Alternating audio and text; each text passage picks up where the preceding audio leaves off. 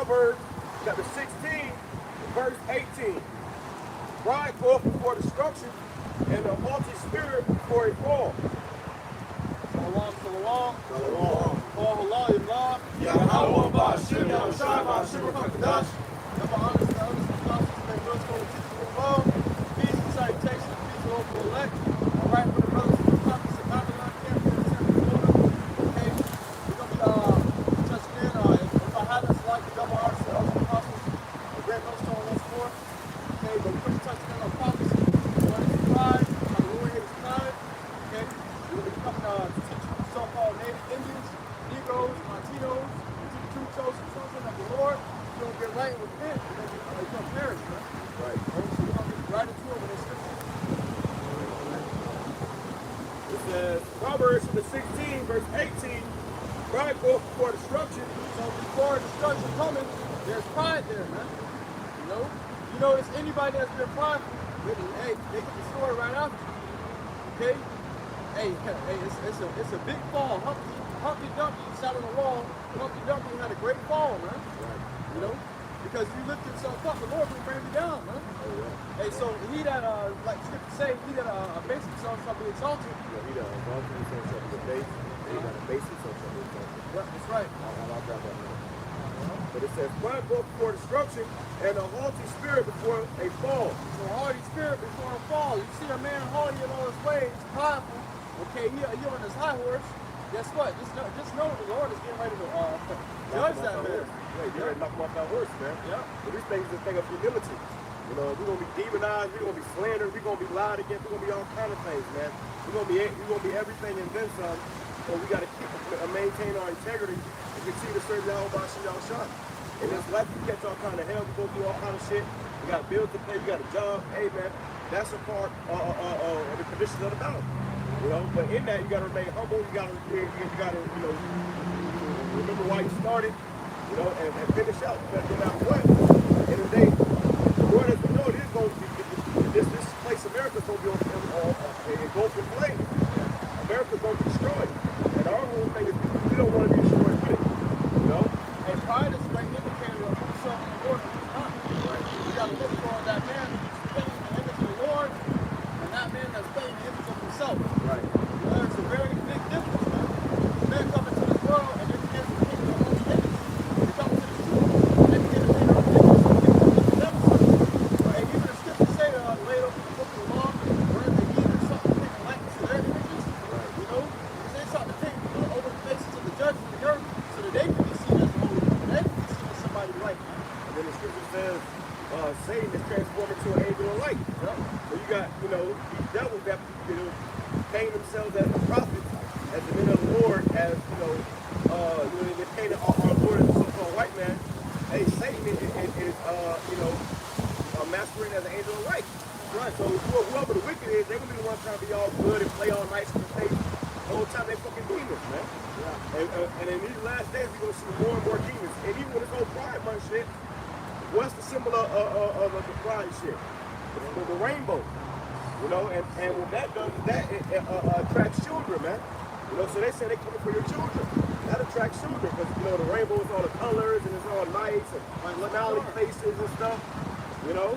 So that seems, you know, you know, good or a positive, but they're using it to push, you know, wickedness, man. I mean, Adam left too. I mean, that was basically a sign from the Lord that shows that he was for the earth anymore.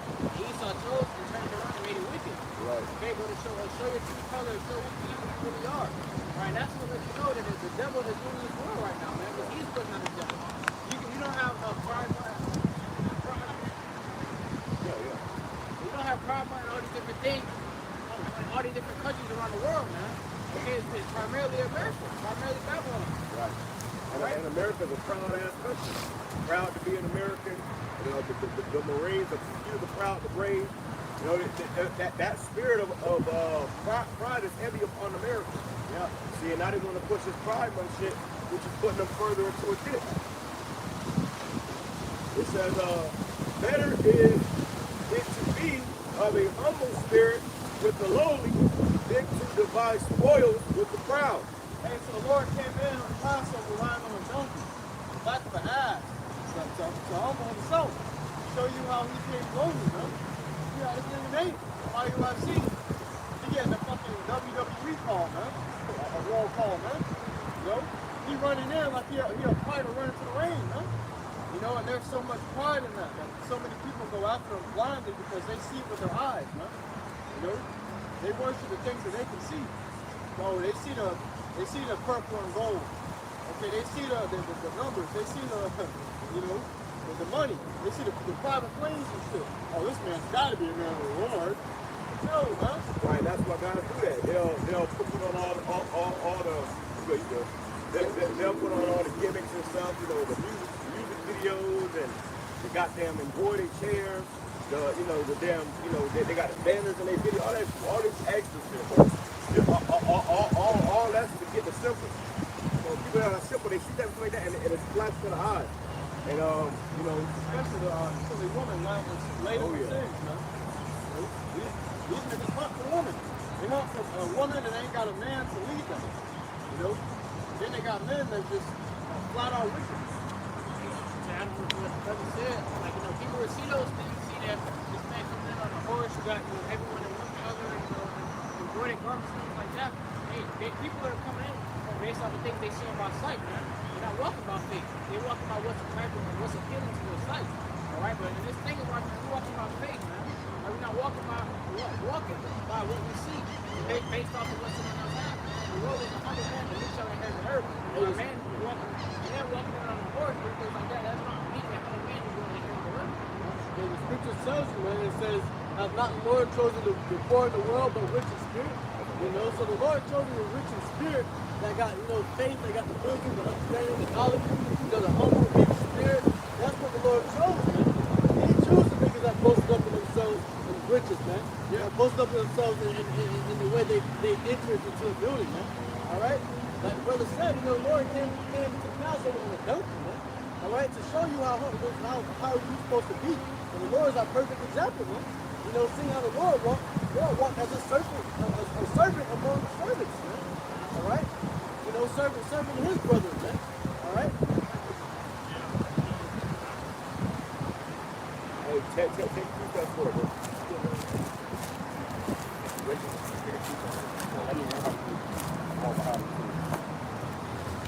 All right. Everybody's still on the camera?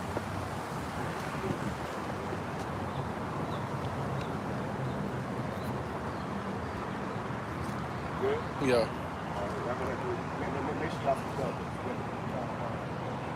Yeah, man. You know, so the thing is, you know, with the riches of this world, a lot of men get boastful, man. A lot of men get prideful. They get a lot of pride because they have substance, man. All right, but the Lord can take all that shit away like that. All right? And then humble your ass, man. The thing is, with the men that the Lord chose, all right, they don't have that substance, man. All right? You know, we don't have all the money and the fame and all those things, and we don't look for it. You know? That's the same thing with the Lord. That's the trick to this life. You want salvation. The Lord is found in all the places you least expect it, man. You walk around your dog, you walk in your dog. You just found the truth of the Lord. You found salvation. Walking your dog in the river walk. Walking your dog in the chief place of concourse. Being in the chief place of concourse, you run across the province and you find the true path. You know?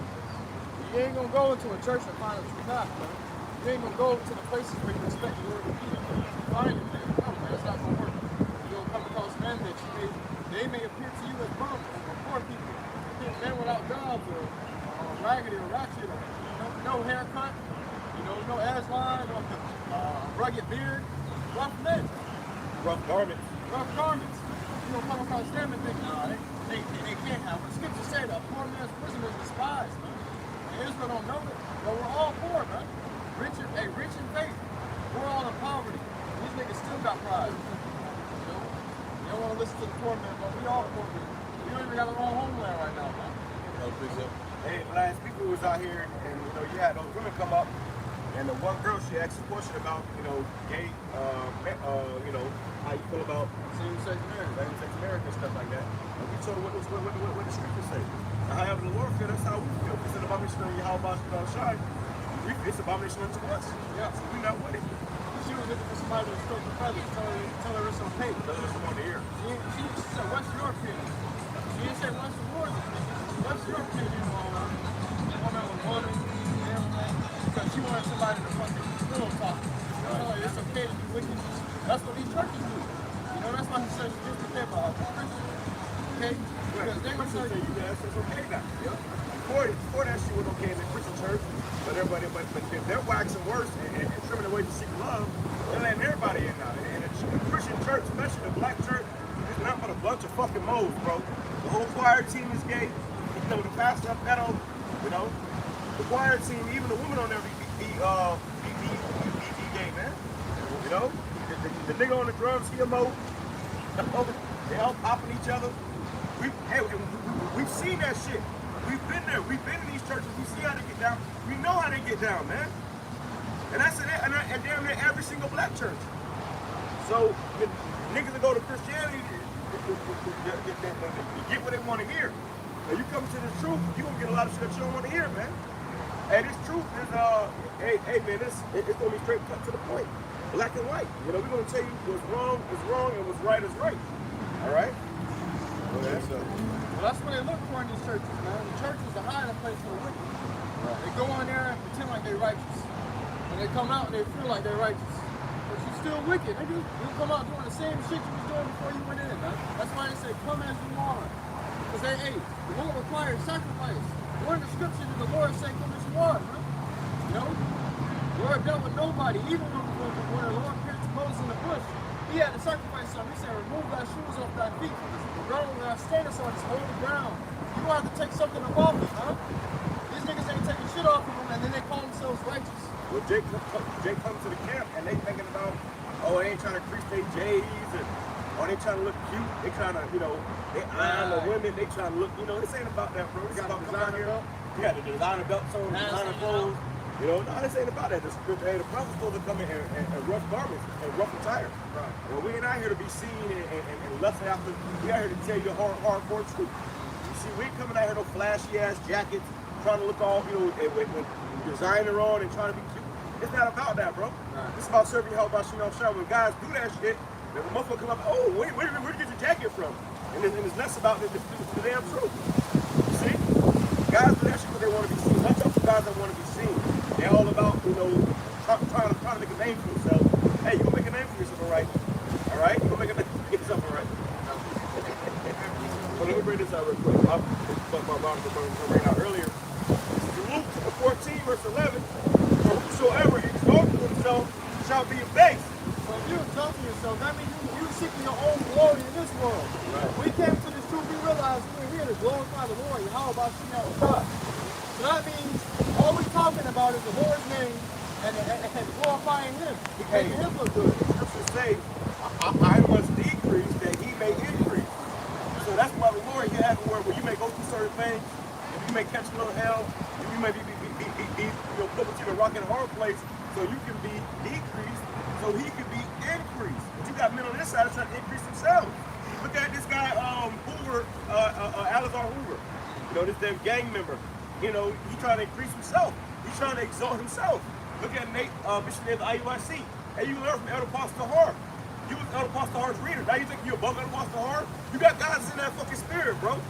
You come in this thing a fucking baby, you learn from a man, and all of a sudden the moon phase has changed, and all of a sudden you go over this man, and that's wicked as fuck, bro. That's a proud ass demonic spirit. You got guys in that spirit. That spirit is Israel heavy right now. You know, you got guys that think that they just, you know, that they're just the guys. We don't know who we are, man. Okay? All we can do is hope and pray that we can be a part of that number. But the scripture says, make not thyself a good number, man. So you can't jump and say, oh, I know I'm the elect. You are exalting yourself and you shall be abased. You see? You got guys that want to be the main teacher in Israel. Guess what? You are exalting yourself and you will be abased. Hey. Every time a guy exalts himself, he gets abased. One way or another, man. Right. When we've seen that shit, guys well amongst us, exalting themselves, guess where they at now? Somewhere in the fucking, around the corner, you know, in the alley somewhere. You had to get a base. You see? Yeah, you gotta get humble. The Lord loves to sit a man down. Right. And Stephen Hawking says he put up that one and set up another. And y'all, right. Hey, y'all good. And the Lord will do that, man. He'll put up one and set down another. So you got this is the thing about remaining humble. See, the Lord put us in our respective positions in this truth, bro. And for you to try to usurp that or try to do something, hey, the Lord show your ass something. Because when you come up against the will of YAHAWASHI, you're not coming up against us. You're not bucking up against, us. You're bucking up against the order YAHAWASHI set up, man. And that's what you see in all these camps right now, man. Guys is trying to I'm high priest, this, I'm high this, I'm this, that. This ain't about that. And if you're in that spirit, then you don't understand the truth. Man, you missed the main point. You missed the mark. You missed the mark. So you come and say you learn all these precepts. Right. People say there's one that is knowledgeable and teaches many, but it's unprofitable unto himself. So what is the point coming to the truth and you still glorifying yourself? Let's say what you do in the world. When you in the world, you thinking that you gotta make yourself to be a certain person in the world. That's why they ask you, where you see yourself in 5 years? Right. Niggas try to blow up so they can flex on their old friends. Well, that's what Instagram all about. Yeah.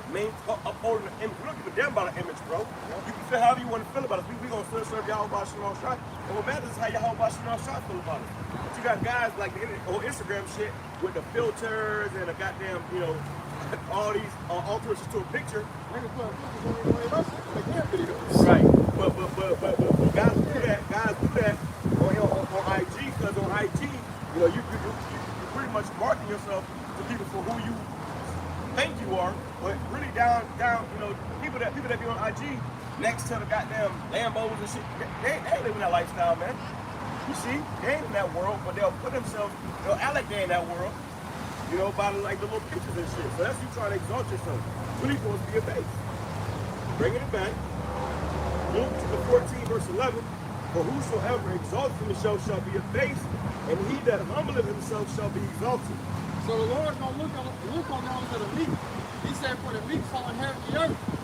All right? But he said, he knows the proud will fall off. Oh, Lord, you ever heard of this guy? And I ain't worried about him. What about you, though? I see you there humbling yourself and taking the meek route. And the Lord deals with guys like that because what? Their understanding is open. They're open to understanding. They're ready to listen. They can be reproved. They can be corrected. The niggas reply cannot be corrected. Right. Scripture talks about correction is grievous unto him that is taken away. He that hateth reproof shall die. So when you get proud, you're going to start to hate reproof. I already know. You got to tell me that. Okay, well, guess what? That means the dead end side is not too far from you, man. You're going to come into a dead end and you're going to meet the Lord. The Lord going to tell you he's a powerful nigga down on earth. Right. That's why you're here standing before me now early. Precept. Let's look at the Psalm chapter 138, verse 6. Man, I'm going to as well. It says, though the Lord YAHAWASHI is high, yet hath he respect unto the lowly.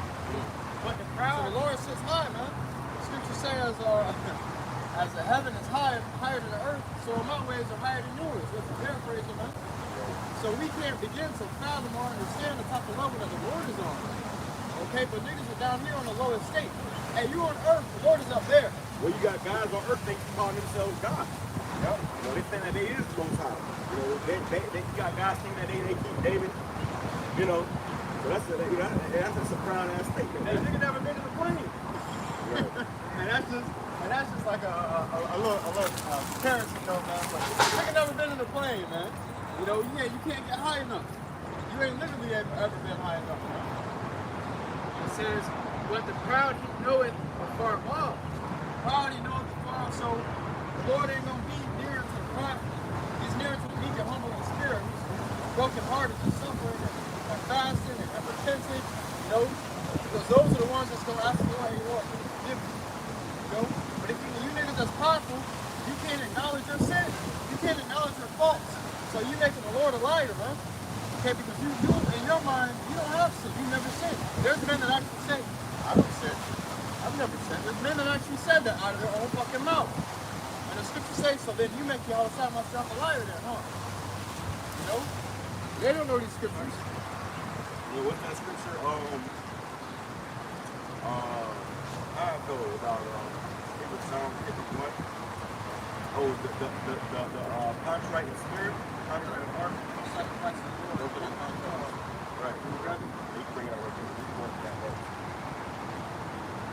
this is the book of Psalms, chapter 51, and verse 17. The sacrifices of Yahawah are a broken spirit. Broken spirits. We ain't supposed to be proud, bro. We ain't got no reason to be sitting on that embroidered chairs with all the fucking lights on us, you know, and goddamn a damn gold and plastic gold and oil garment on, man. Like, what are you doing? Burger King crown on. That's some proud ass shit, bro. We got no reason to do that right now, especially when the Lord, all the sins we have done against Yahweh, I'll show you, we really all supposed to be destroyed. So what the hell are you proud for? Go ahead. That's one thing I can't stand about a nigga, man. Is that it's one thing to have riches and be able to buy the things, authentic things for yourself, and then you may be showing it off with your pride. It's another thing to buy authentic things. Buy things that aren't truly authentic, and they look authentic, but they're not, and show it off in your pride, man. That just shows what kind of guy you are. It shows your kind of character. It's all for image, even if it's not really what it is, man. You're just a nigga that's prideful. It says, a broken and a contrite heart. Oh, Yahawah thou wilt not despise. The Lord ain't going to despise a man with a broken and contrite heart. So we all supposed to be in a broken and contrite heart. Man, we got no reason to be proud. The Lord ain't going to despise me like that, but if a guy is proud and arrogant, you can't tell him nothing. Hey, the Lord already, has despised you, man. Somebody got that about the yeah, I was about to say that. A prideful nigga will never sit on his knees. Right. Can't be like that. They can never come down low. Right. They always got to be high. They'll look down on your ass. Oh, yeah. No, bro, what the fuck? Who you think you ain't go off? We all go off, man. We all fall short of glory. You got guys that think that they just so holy. That's another thing, that holier than thou spirit. Guys that think that they're just the guy. That's evil, bro. Go ahead, bring it up real quick. This is the book of Psalms, chapter 138, verse 6, in the NLT. It says, though the Lord is great, he cares for the humble, but he keeps his distance from the proud. So he's keeping his distance from the proud, man. The Lord ain't going to inch a step closer to you. So when these niggas say the Lord with them, they're lying. The Lord is farthest from them. These prideful niggas, man. And that's why these guys are waxing weaker and weaker, worse and worse. What these guys said about, who was it, Alazar, them talking about the Dominican little zone, how they're, what he said, they're deteriorating, they're, something he said, but really that's you guys, because you're doing that in the spirit, they're diminishing. Yeah, that's what he said. He said they're diminishing. Really, you are diminishing in the spirit, man. You got guys that try to exalt themselves, make themselves with this high regard, and you got guys in your camp dropping dead. You got guys in your camp taking a yab. You got people in your camp committing adultery. You got people leaving your damn camps, man. Oh man, no, this ain't right. They leaving the camp. And no guy ever came in this camp and jump and say, amen. I ain't never got to call somebody and say, hey man, this ain't for me, man, and they just leave. No, we got to kick guys out, bro. We always had to kick guys out. All right? And then we kick a nigga out, and then whoever go with them. But, hey, we always had to kick guys out. All right? Because guys just didn't meet the standard. He wasn't meeting the standard, man. He was doing some low-down, dirty snake shit, and the Lord got you up out of here. You see? Then you had guys try to usurp the authority in the camp. The Lord ain't with that either, bro. You got guys that were sowing discord in the camp. The Lord ain't with that either. See, you got these guys at IUIC sowing discord against Great Millstone, and that's the spirit of Israel. God sowing discord, man. And you say this too. You might be doing that shit behind the scenes, and nobody don't see you. But Yahawah I see you, bro. You can get all the way to the end of this thing, and the Lord's going to set your house on fire. You see? So, hey, as one of the scriptures says, every idle word, man, shall give an account for it, man. Every idle word. Everything that we do and say on this side, you have to give an account for it. So own up to it. You got guys that can't take no accountability. Well, IUIC trying to throw dirt up on GMS name. GMS ain't known for being a camp for marriage, man. IUIC is, I met a random dude that said, I want to go to IUIC so I can get a wife. That's why guys join that camp. It ain't about the truth. It's to get some cheap. Yeah. But you must understand, if you're going to be known as a camp for marriage, you're going to also be known as a camp for adultery. Scripture say where women is, there's also wickedness. Hey, IUIC is like a dating app for Israelites, man. Right. Tinder. Right. Israelite Tinder. That's a Babylonian spirit. And they go in there and get and get a woman that's probably had, 100 men. And the same character. Y'all all shaking each other's hands and shit. Right. Go ahead, bring that back. Book of Psalms chapter 138, verse 6. Though the Lord, Yahawah is great, he cares for the humble, but he keeps his distance from the proud. But he keeps his distance from the proud. So Lord, he gonna separate the proud. Man, you proud. This is why there is separation in Israel. You got guys that are proud as hell and just can't get right. You got guys that's seeking a humble route, going the lonely way. Being no matter how much hell we catch them, and we don't give a damn about an image, bro. We ain't here to appeal to men. We're trying to appeal to Yahawah Shah. Because you can have every man on this earth cool with you and good with you, and they like you and love you. But the Lord can not fuck with you, man. I'm friend of the world of enmity with the Most High, right? So you can be cool with everybody on this side. You can have the biggest camp. You can have all the flashy garments. You can be going on trips here and there, and the Lord still say, I'm gonna destroy them niggas. Was it all worth it? And that's the spirit too, but it said he cares for the humble. That's how you know the elect. The scripture say he had care for his elect. So the elect gonna be humble men. And if you're prideful, you all about yourself, you glorifying yourself because of the wisdom which you spoke of the scripture. Hey, guess what? You know the elect, huh? Because the elect don't glorify the wisdom which the Lord gave them. You don't glorify the Lord because the Lord gave them that wisdom. Not the wisdom that they have is if they got it on their own. No, man.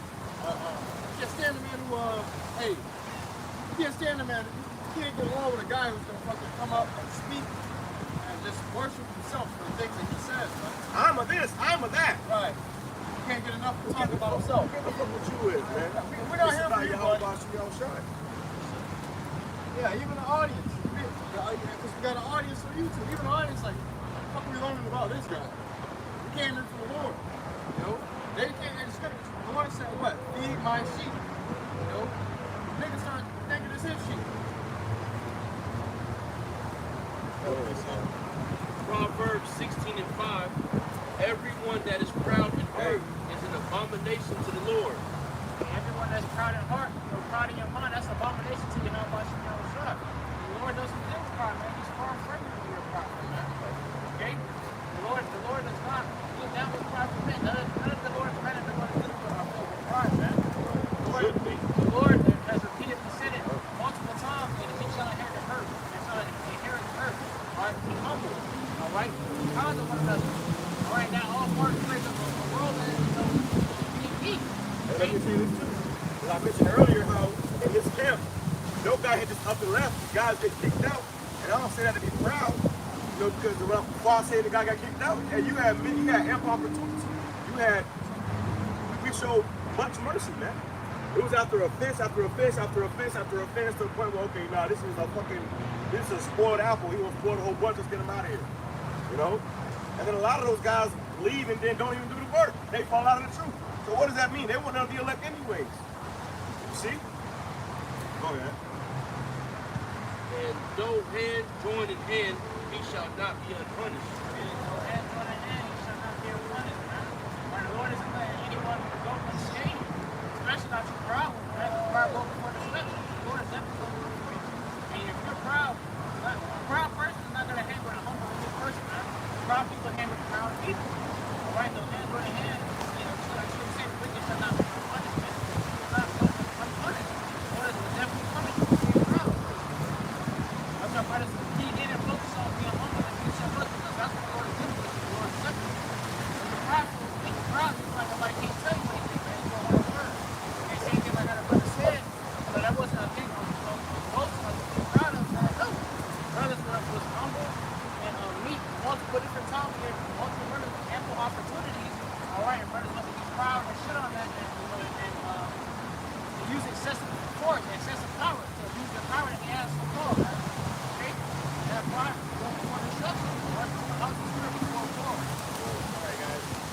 You're alright. Not good. Proverbs 8 and 13, the fear of the Lord is to hate evil, pride, and arrogancy. And the fear of the Lord is to hate evil, pride, and arrogancy, man. That's how you make you fear of the Lord. You hate those things, man. You hate the things that the Lord hates. Okay? That's the fear of the Lord. The Lord's going to put that in you. The things that the Lord hates, you won't be walking in the ways of the things that the Lord hates, man. Okay?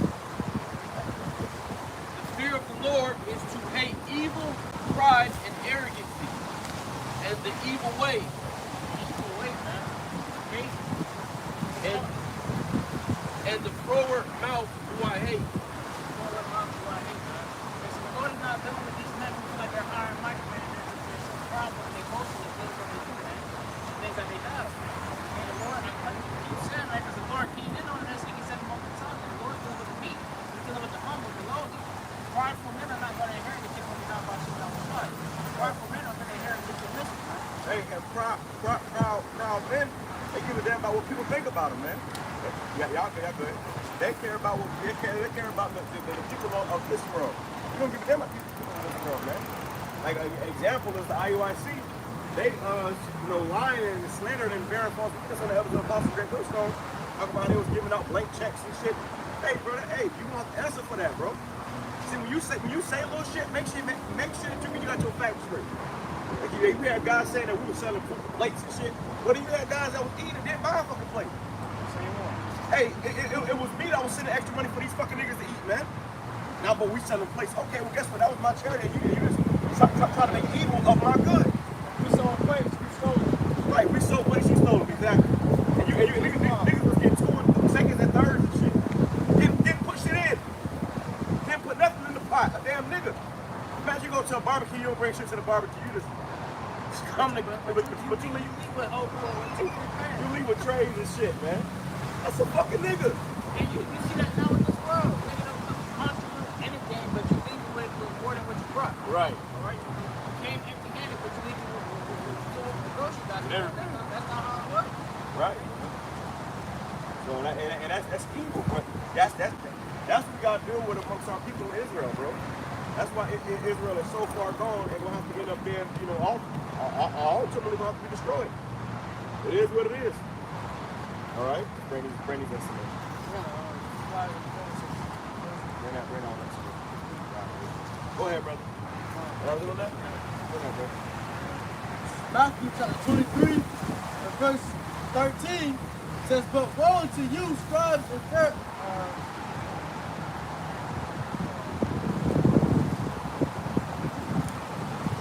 That's not what I was looking for. Look up,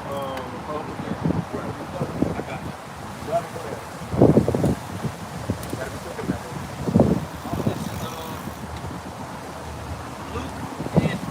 Luke 18 and 9. And he spake this parable unto certain which trusted in themselves. So this is a parable that the Lord spake unto certain that trusted in themselves. You got guys that truly believe that they're the elect already. You can't tell them shit. I know I'm the elect. We've seen that shit. We've seen guys coming up and say, "Oh, I know I'm the elect." Who the fuck do you think you are? Who do you think you are? But the Lord gonna show you who you is, man. You see, because the Lord don't like that shit. The Bible says, "Make not thyself with that number." Got it? Bring it out real quick. Look at 2 Corinthians chapter 10 and verse 12. For we dare not make ourselves of the number, or compare ourselves with some that commend themselves. Yeah, these guys are commending themselves, man. Like, you got the IUIC with the whole Joel chapter 2 thing. They're saying that that's them. Scaling up the wall, which that's talking about the nuclear missiles and that fire. They didn't think it's nerd to say that was them because they was doing their fucking millionaire marches and stuff. Right. You see something in the scripture, and you just gonna search and stuff. It's gotta be us. That's wicked.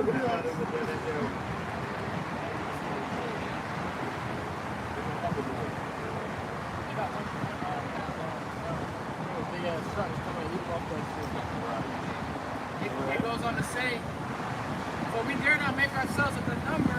Dare not make ourselves of that number, man. So we call ourselves the hopeful elect. The elect is the hopeful elect. We don't know if we're the elect or not yet, man. Right. We don't know if we're the elect yet. We hope and pray that we are the elect. With that, you have to do the work, man. You have to have the faith and do the work. Set yourself up for a trap.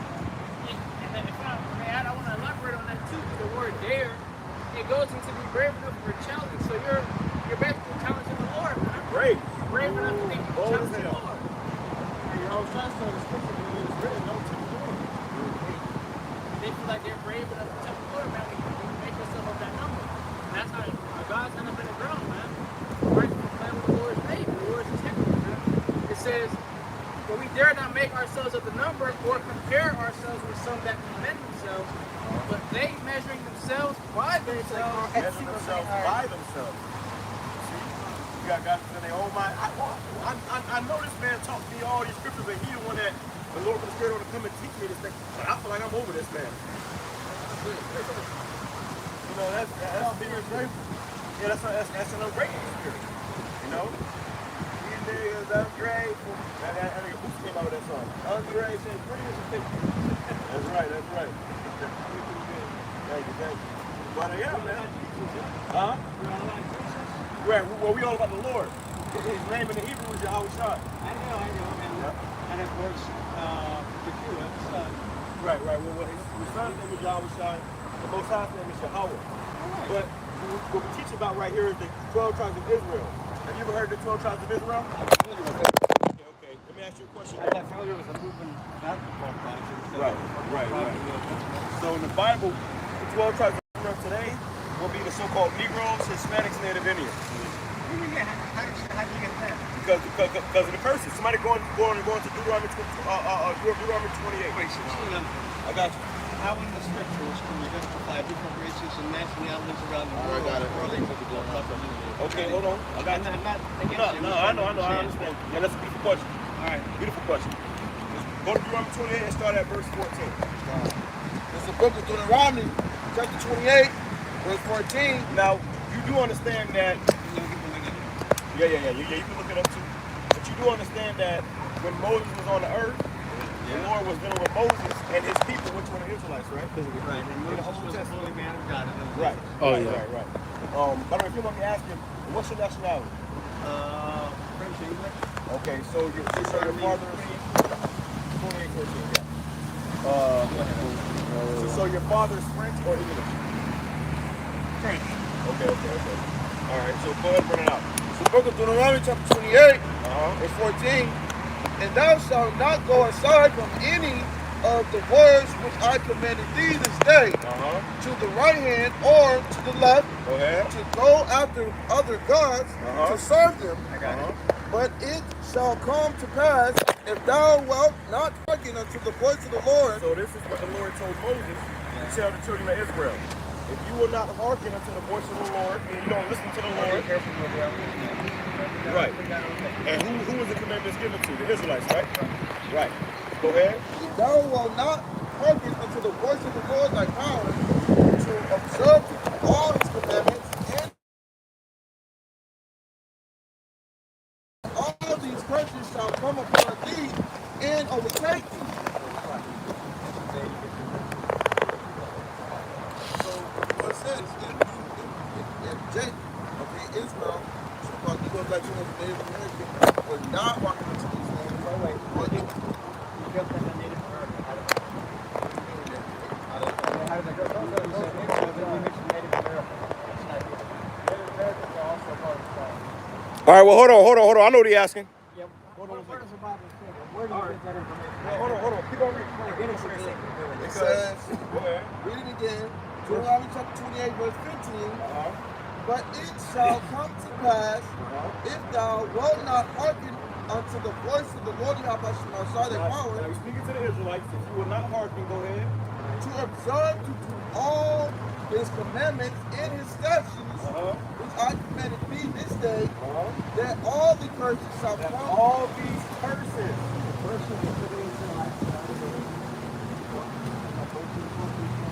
Right. I got that. Okay. Hold on. That all these curses shall come upon thee and overtake thee. Right. All curses shall come upon me and overtake that. That's what the verse is saying. You make it quick. 28 and 68. This is Deuteronomy. He said that if you don't obey these words, speak to the Israelites, if you don't obey my words, all these curses shall come upon thee and overtake you. So we're going to go into one of these curses that fits these Israelites on the side.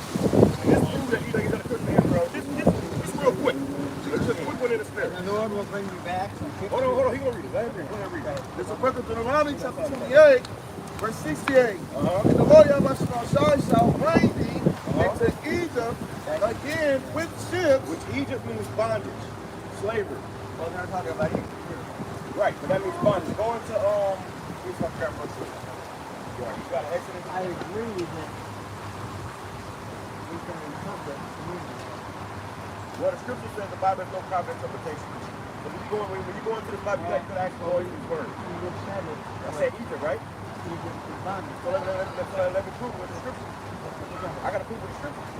If we say anything, we can prove it with the scripture. You see what I'm saying? Go ahead. The book of Exodus, chapter 20. Exodus 20, verse 2.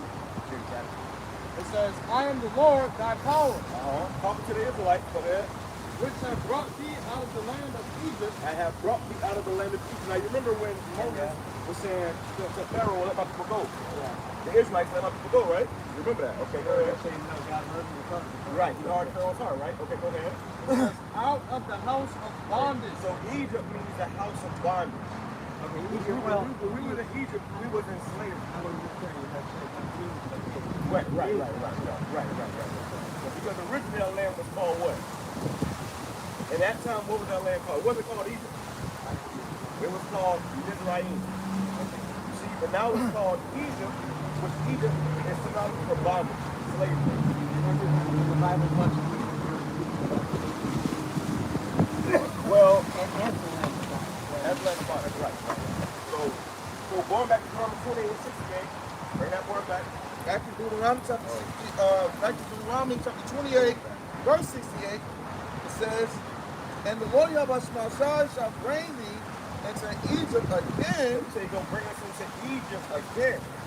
Okay, so we had to go into bondage again. Okay, he's talking to Israel. Right. And he will bring the Israelites back and trips to Egypt, the journey and promise you with the again.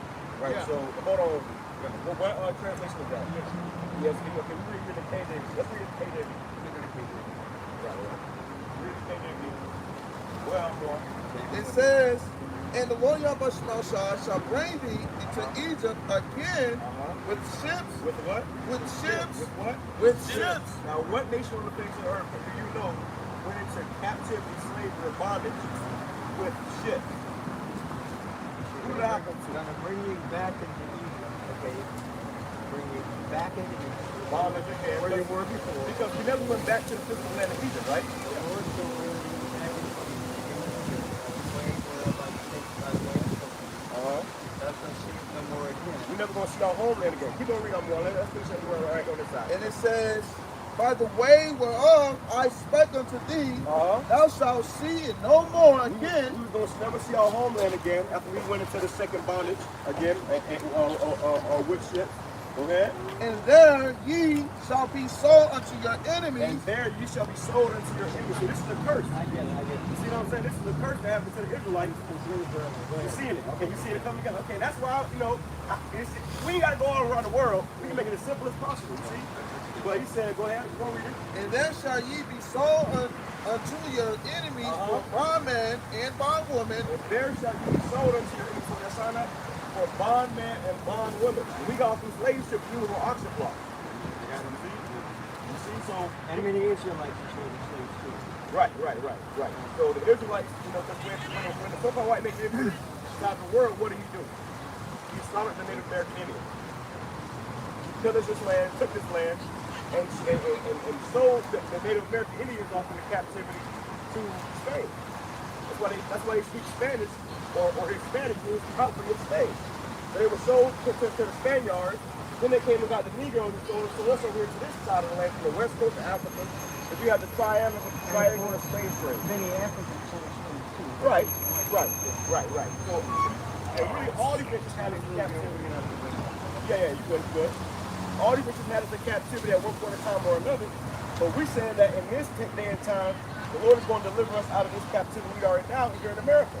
But when we got here to America, speaking of ourselves up here and our forefathers, how did we get here? By slave ships, right? So that was a curse that was put upon the children of Israel, and they was going to face, which no nation on the face of this earth cannot go into slavery via slave ships. You see? Significant time period in history where even the ship ride lasted 2 weeks. And you have the Israelites jumping off to each other's sharks, or even getting thrown off to each other's sharks. And you have sharks still running across that trail to this day because of so much bloodshed at that time. So do you understand now, though, why we say? Right. Because see, the Bible is decoded. So really, you gotta be able to decode this Bible. And the only people that was really gonna be able to do that were the children of Israel. So it was already prophesied that the children of Israel would come back into the knowledge of their power and repent and seek the Most High God in the last days. And we're in the last days because these nations are talking about nuclear missiles. What that sign right there, brother? Right now, you got Russia, China, Iran. Right now. So that means that we're in it because that's the final plague. You see, the lake of fire is talking about America being engulfed in flames. Because America's going to get hit with so many nukes, this is going to be literally a lake of fire. Right.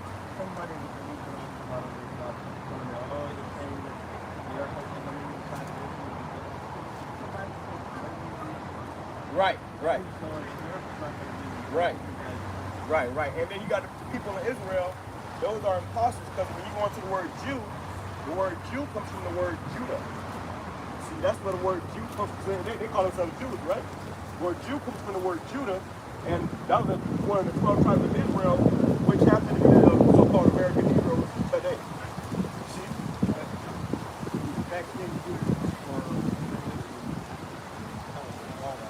Well, not necessarily, because when you go to the Middle East, is just a direction. Well, let me show you something. The Lord, right? The Lord, who you call Jesus or Yeshua, his name is YAHAWASHI. He was a Jew, right? He was from the tribe of Judah. The Bible says our Lord sprang up out of Judah. Now let's see what he looked like before it's about. Let's grab a little bit of Revelation 12. We ain't gotta go in circles and go around the world trying to get extra fucking space 9D. We can keep it as simple as possible, man. All right, go ahead. It's the book of Revelation, chapter 1, verse 12. And I turned to see the voice that spake with me. Hold on 1 second. Let me grab it. Because everything that we're saying, you can read out of the Bible yourself. So we can teach you the Bible. Revelation 2. Go ahead. It's the book of Revelation. You got Revelation 1 and 12, right? No. That's Revelation 1 and 12.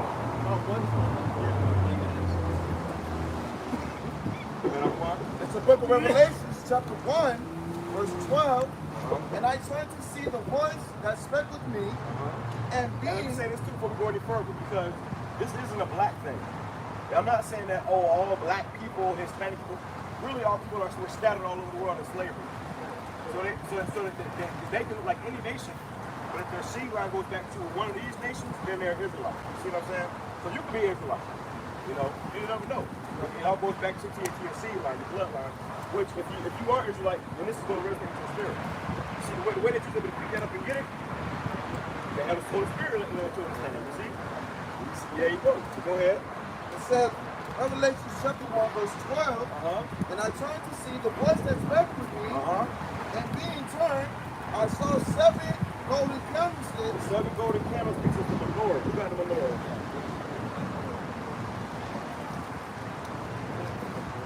You know what the menorah is? Okay, all praise. But the Jews, they had the 9 candlesticks.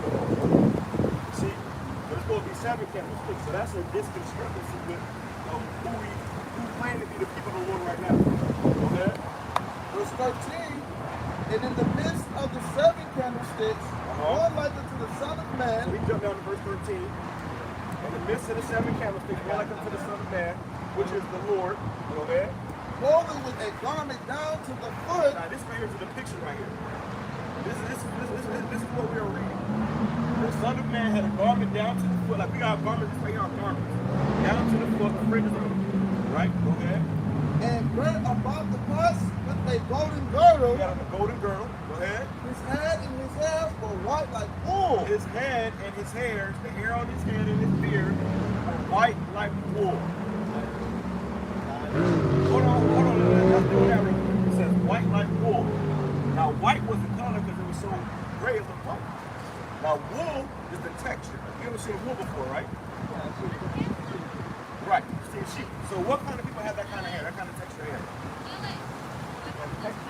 That texture. What kind of people have that kind of texture hair? Right. Because what happens, people they have sheep, they have to shear the sheep. They have to shear the sheep. White like wool. Well, I don't understand. I'm with you. I get you. I understand. I heard you. Now, when you see wool, is wool always white? Sheep's gonna come in black, gray, brown. You know, so but I mean, technically, huh? I guess you can see. Because a full black sheep, but also a full white sheep is unusual. Most times they have spots and stuff, you know, a sheep with no blemish. But for the most part, I'm trying to make it that not every single sheep is white. See what I'm saying? So when it says white like wool, he already said the color. Now he's going into the texture. Because when you go into the texture of a sheep's hair, it's That's the part I don't get to get. I still get it. Right. So far, all right, well, right, well, that's one point. If you can't get that, we move on. But I'm just letting you know. Yeah, it's white wool. Well, I look at commentaries. Looking at what? Commentaries. Who are writing the commentary? Well, where did you get it? Well, we read the Bible. Yeah, and then you will see it. Well, no, we'll learn from my elders and apostles. But you learn from others. Well, hold on. Let me show you this thing. If you're the learning people, so let me ask you this thing. Why did it say wool?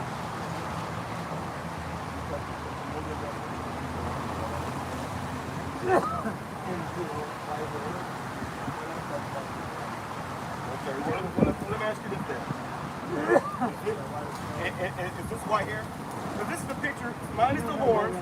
This is the. Hold on, I'm gonna show you something. Let me show you something. Listen. It's who? Right. Well, Middle Eastern people are not Jews.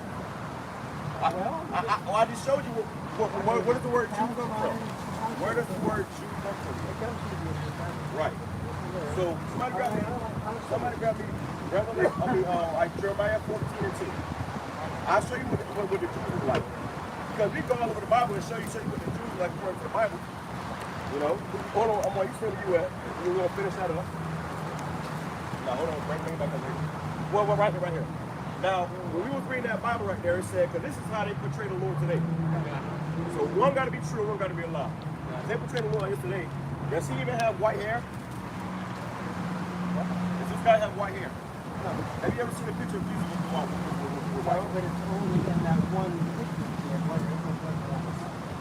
Well, the Lord had white hair.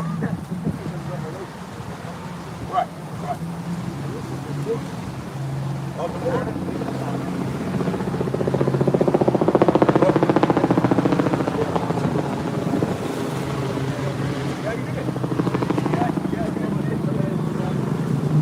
That was Revelation 1:13. You got Jeremiah 14:2. Let's grab Jeremiah 14:2 real quick. Jeremiah 14:2 says, Judah mourneth. Judah mourneth. So we going to Judah again. Let's go back to that. All right, go to Revelation. Go right down. Go back to Revelation. Okay, listen to Jake. Listen to Right. So are you saying that he changed? He's saying that the not the revelation of Jesus Christ is not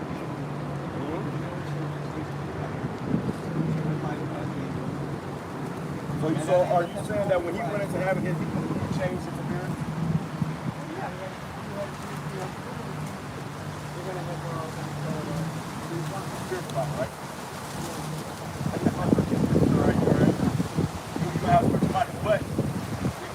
Lord said what he said, because the Lord was like his father. See? Okay, this is a vision. Right. This is not. Well, look, let's go ahead and finish the vision.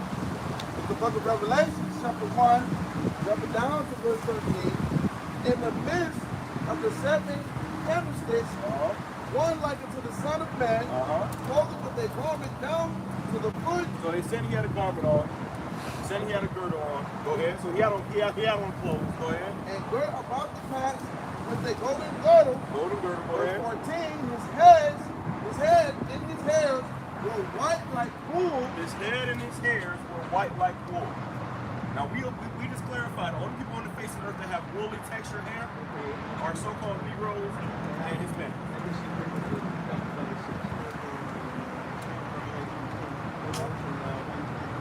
I was in the spirit of the Lord saying,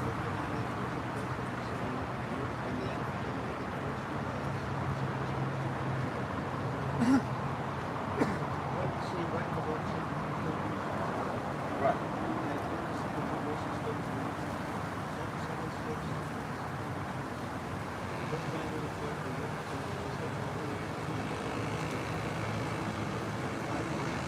Right. So hold on. Let me read it aloud. The camera thing. Go ahead, read up on it. Revelation chapter 1, verse 14. His head and his hair were white like wool. His hair and his hair were white like wool. Go ahead. As white as snow. And his White as snow. White as snow. White like wool. Right. and his Because, and we're gonna make it quick, but there's one on the face that have that kind of texture hair. That symbolizes that they're describing. Albinos?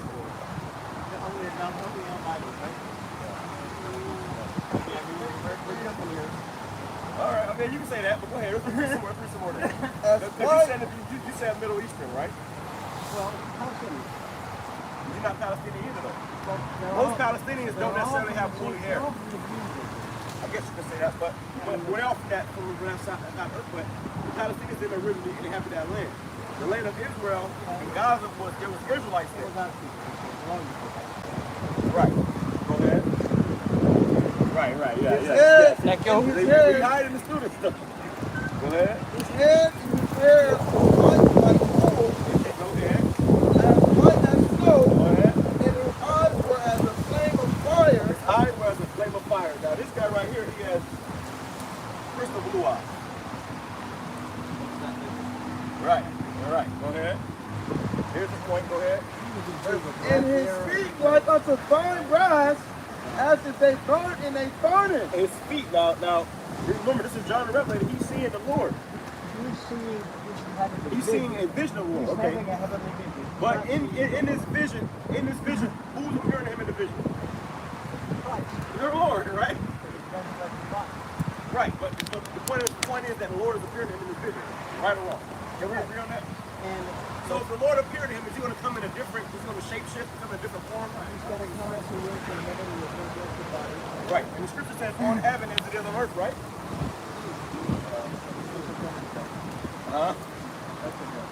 That's a jump. Saying that he's on earth, but he's not showing his vision. That's All right, well look.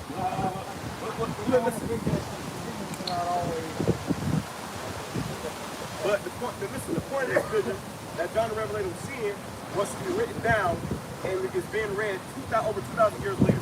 So this ain't just any old vision. This ain't just some regular vision that, oh, I had a vision. Oh, there was an important so it has to be accurate. Go ahead, read some more. It says, verse 15, in his feet like unto fine brass. Let's keep it as simple as possible. John the Revelator is seeing heaven a vision and seeing the Lord, right? And he's bowing down and he's seeing his feet. Right. Go ahead, his feet like unto fine brass. Now brass is the derivative of brown. well, brass is brass. Right. That's what it is. Right. Well, but Brad, well, okay, well, I can show you a picture Brass right looks now. like gold. Right, okay. You said that, right? Now read some more. It says, Yeah, as if they burnt in a furnace. As if they burned in the furnace. So if you take brass and you throw it into a fire, it turns very red. It turns what? Very red. After it's off the fire. When it's refined and all. Excuse me. you throw anything into a fire, it comes out black. So the Lord. God bless you guys. I know you. Well, Your heart is good, and you can get to the right. Right. Yeah, you can say that.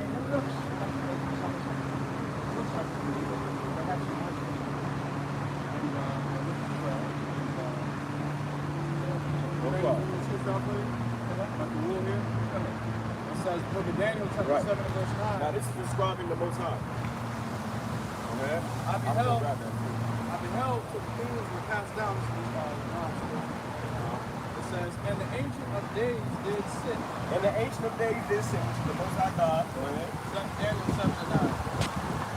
Daniel 7 and 9. It says, whose garment was white as snow. His garment was white as snow. So here we're talking about the color white again. So the garment was white, go ahead. And the hair of his head like the pure wool. And the head of his hair like the pure wool. Whenever a sheep gets a haircut, they have to shear it like the clippers. And then you change it. No, they definitely don't even know. No, I know, but the white man needs sunscreen. Black men don't need sunscreen. See what I'm saying? And even at that, when you go to that region, that's a very sunny land. Oh, yeah. So white people couldn't be able to without sunscreen. They was going to get all burnt up and stuff, you see? So, but the point is, he said, the hair like pure wool, go ahead. His throne was like the fiery flame, and his wheels as burning fire. Right, so the point was, the Lord had hair like pure wool. If you look up wool, you can get it in any color, it's going to be kinky hair. One people on the face of the earth have kinky hair. That's just the truth. There's a reason we have this hair, and we was made fun of our hair forever by white people. They make fun of our hair all day long. Oh yeah, you guys got nappy hair, that kinky, that nappy hair. Well, the Most High and his son got nappy hair. That shows you that we are God's chosen people. These people are the true children of Israel. And in these last days, the Lord's going to deliver us from the land of our captivity. We all agreed that, and made it plain that the Lord had brought us into this land. What that sound of slavery? We came into this land on spaceships. And this land was built up off of the back of slaves. So when the Lord doing that, he's going to deliver us from our oppressors. All right? So here we found out today that the so-called Negro suspected enemies are God's chosen people. They are in the land of their captivity. America's about to be destroyed, and the Lord's going to deliver his people out of this land. Oh, no, that's okay. It's okay. I know that I don't know everything. But we got to pray to the same God. Okay. I'm going to God. The Lord name ain't Yahweh, though. Most High name ain't Yahweh. What did you say in the Bible? When you go into the Hebrew, there is no E's in the Hebrew. Okay. So ain't no U. So his name is Yahawah. Well, I ain't say no vowels at all. Huh? YW? YHW. That's the tetragrammaton. Yahawah. I never said there was no vowels. You said it. There is no U's, no E's, no I's. There is A. There is A. Right. But you don't even know the Hebrew. No problem.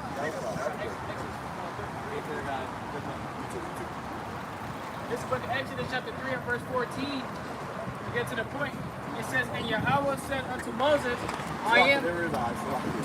So there is no U's and no A's. But the A, U's and E's. U's and E's. But the individual, he was a polite guy. In the end, he just couldn't get it. You know, they want to be white so bad, so far. Right. And that's just because he's an older guy. He's in his own little world. But when the Lord comes back, he's gonna crack that sky, and everybody gonna find out what the world really look like. He couldn't understand the whole world thing because it was getting too deep for him. You know, We got too much hair in this world. right. This is book of Exodus chapter 3 and verse 14. And to the point, and Yahawah said unto Moses, I am that I am. And he said, thus shalt thou say unto the children of Israel, I am have sent me unto you. Alright, so and that's how we know what the Lord's name is, man. Okay, what is the Heavenly Father, Yahawah. Alright? Because when you go into that I am, Moses then come and go to them and say, Lord, his name is I am that I am. He say, he exists. So, he exists translates to Yahweh. Okay, not no Ahaya, not no Yeshua, not no, none of that stuff, man. Yahweh, which when you that's what we stop right there. If people trying to pray into, if you try to pray into Yahweh, he's praying into a different God. That's not the God of the Bible. It would have been accomplished on idolatry. Right, that's a whole other vibration praying up to. Right. So we ain't down with that. We're not going to pray about or allow you to pray no false God in front of us. Hell no. Scripture says, make not no mention of another God, of another God in your mouth. Meaning, we're not supposed to pray to no other God. If you come here and you say you want to pray to another God, no, we good. Take it down the road. That means that you got to know, you got to truly come to understand the truth of both sides and the only begotten Son and true sincerity. And if you don't, you're going to be confused like that guy, right? When all hell breaks loose, you're going to have guys like that. That guy, hey, his fucking teeth fell out right in front of him.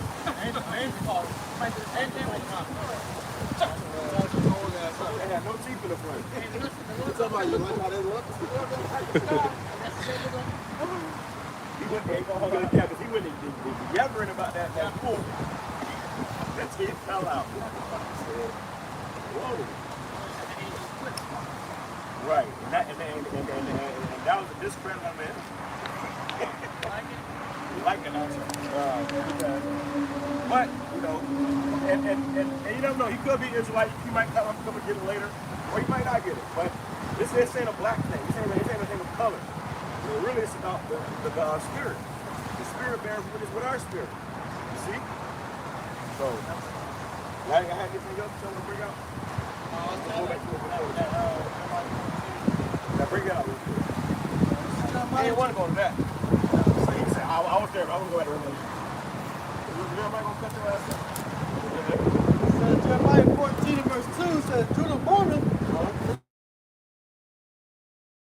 they are black unto the ground. Yeah, they are black unto the ground. If you go into that word black, it means adorned, which means dark skin. Right, these words dark skin. It ain't no damn Palestinians. It ain't no damn Israeli. We are the true church of God. We want that different verses. Coming back to YAHAWASHI, and you know, coming to the truth of YAHAWASHI, leaving those persons in order to those blessings, man. But it ain't for everybody. We're not here to make you believe it. We just here to tell you whether you hear or you forget it. See? Solomon said, I'm black or comely, as the text of the dark. Right. So it's dark skin. Dark. As they say nowadays, black people. You know, we are dark-skinned people, and we are the best people on the face of the earth. You know, they want to be us. That's why they get tans and shit. They want to be us, man. You got Edomites that is getting melanin injections, man, to try to look like us. You see? Edomites, they you know, you got bodybuilders. What do bodybuilders do? Bodybuilders, they go get, you know, that little orange spray tan on them to look darker so their muscles look better. So imagine us we got these spiritual bodies, and we 8 packed out, you know, 12 pack. We got fucking muscle on muscle. We gonna have that, you know, the sun gonna glisten off of us, man. You see? But he said the Lord was he said he was cherry red. No sir. All right. Well, That's how they depict the devil to be right. Edomites are the closest thing to it. Cherry red. Well, you got red necks. You know, when the sun hits you, the light is coming, man. The sun hits you, the teeth come out. It's really red. Yo, you're white about sunscreen. You talking about sunscreen. Try to hide from the light. That's the amount of Edomite. Which way I can say he could be a Jake, but that's probably Edomite. I mean, that's really spiritual too. A nigga ain't think about no sunscreen. We ain't think about no sunscreen. When you think about sunscreen, that mean that your ass, hey, the sun is whooping your ass every day. And the sun whooping your ass every day, that means most of that God is against you. Yeah. So you got Martin King which was given to him so that he may be seen against nature. For this man is against nature. So that all the nations are completely fine with the son, man, because it's natural. But Esau is a man that is against nature. He's unnatural, so the sun burns him. So the sun is something that you can't get rid of. It's there every day. But the fact that Esau's skin color changed, it goes to show you that he was made unnatural. Well, if the sun is an enemy unto you, then the Most High is an enemy unto you. Quite frankly, all right. If the natural, because see, the sun gives us energy, gives us, vitamin D. When we get light, the sun nourishes our cells. But in Esau, the sun burns them, man. Okay, and that's what's really all about shot. Like we watched the movie called Superman. Superman, when she really wants to be black, because he get his energy from the sun. You see, he said how it nourishes his cells. That's what the sun does to us. If Jacob go out into the sun, they start to get sick and shit. You go out into the sun and you start to feel better. Yeah, he started fucking healing already. Right. Superman. Hey, Superman. You watch the movie Flash, and the movie Flash,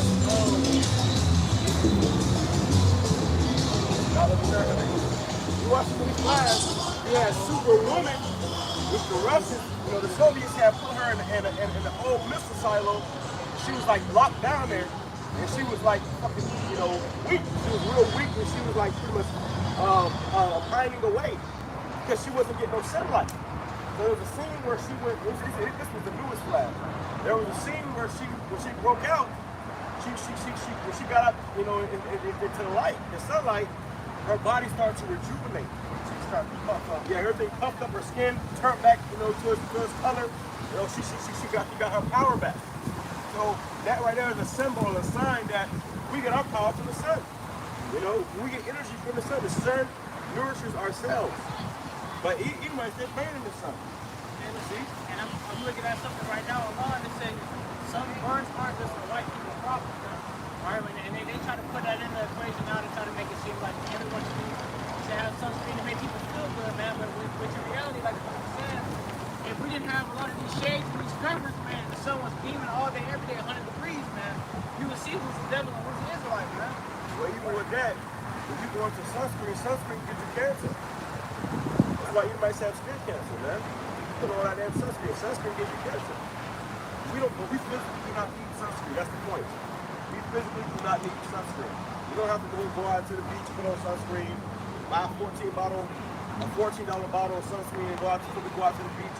We don't got to do that, man. We just go out to the beach. We just go out to the pool. And they use that thing on head to toe, man. They got any part that's exposed to the sun, they have to put sunscreen on, man. I had one of the fucking Kobe hibachi a few months ago. I went to the hibachi restaurant, and the hibachi restaurant, they fucking put a fire. That's a part of the show. They put your food on the stove or on the grill or whatever, and they'll have the fire come up when the fire get big or whatever. The table next to me, there was a bunch of Edomites that was red as hell, and they had I guess just came off the boat or something. That's an Edomite too. They was on the fucking boat all day. Then you go to some expensive restaurant, hibachi.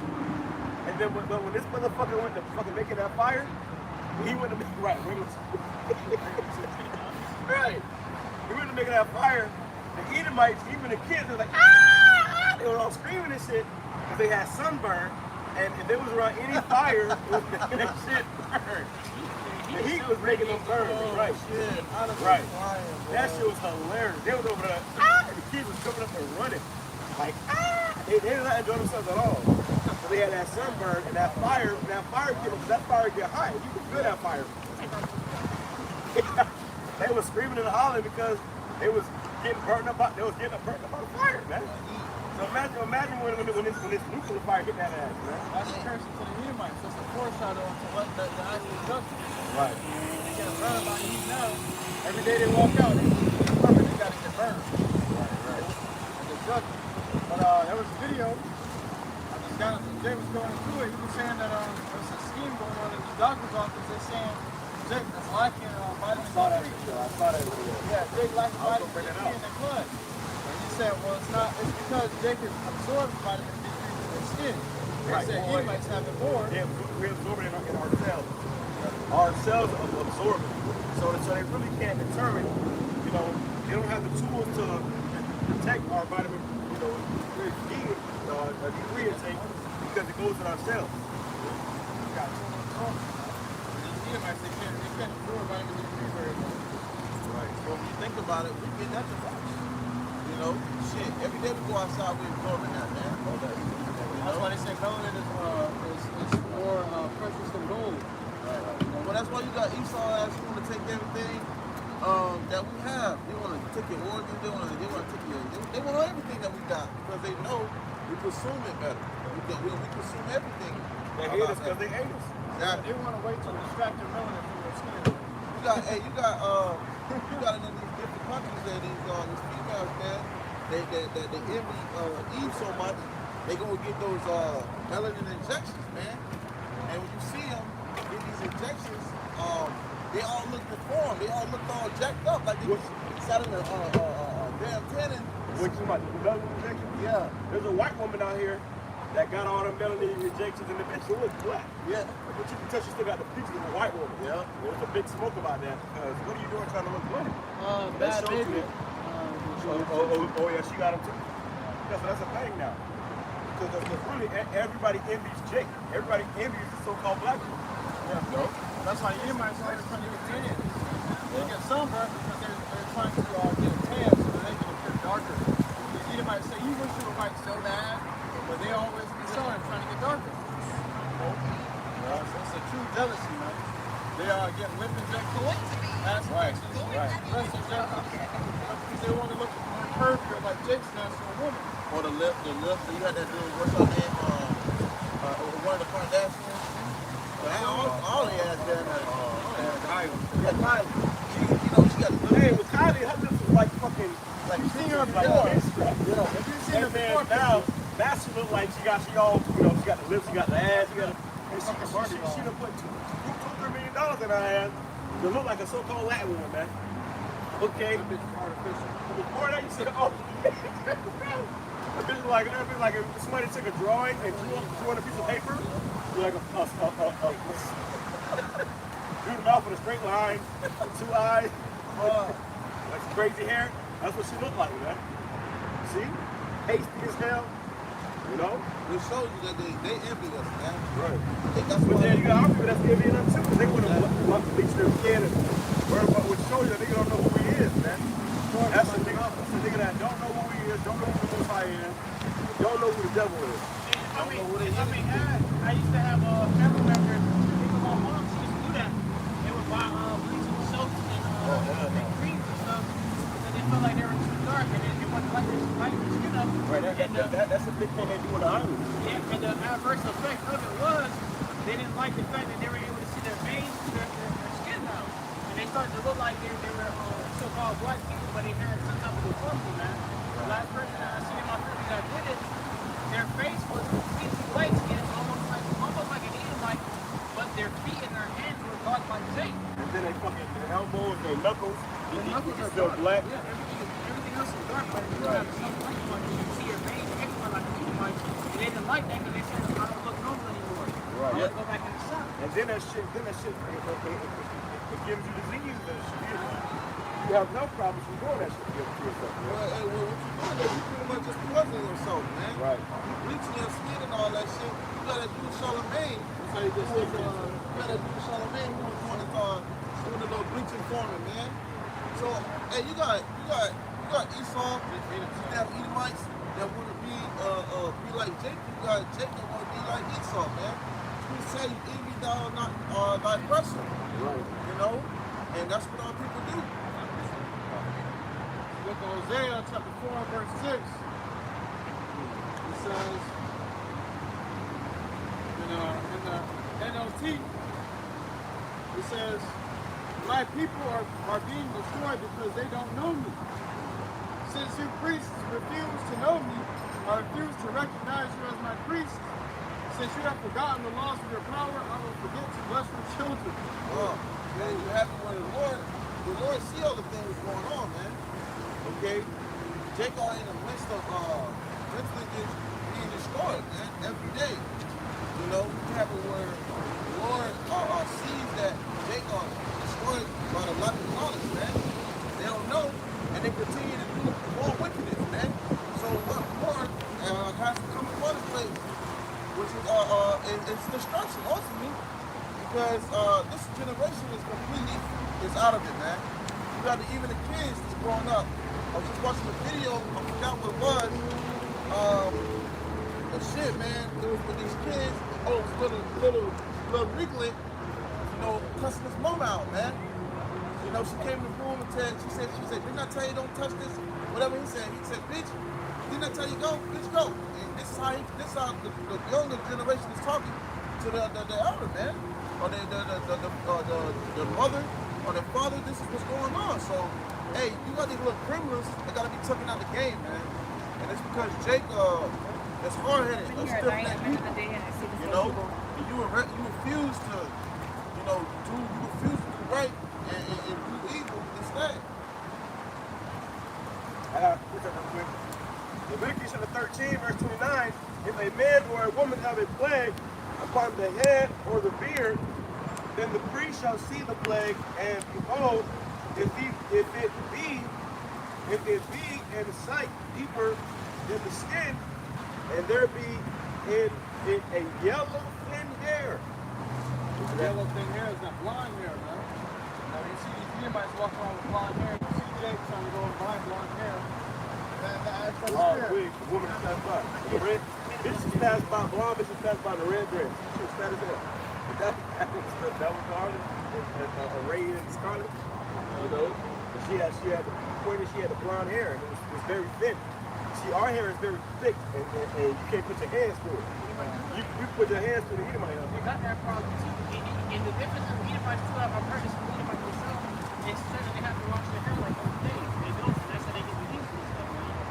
Yeah, and Elisha has to do that now. Jake got to go to that problem, man. Jake can go a week, 2 weeks without washing their hair. You know, and do it better for them than washing their hair. Y'all go. Hey, Jake was loyal on their sin. He did good for years. Hey, you see an Eve with her blonde hair and blue eye contacts? That's you got God's eyes, man. You a thousand bullets.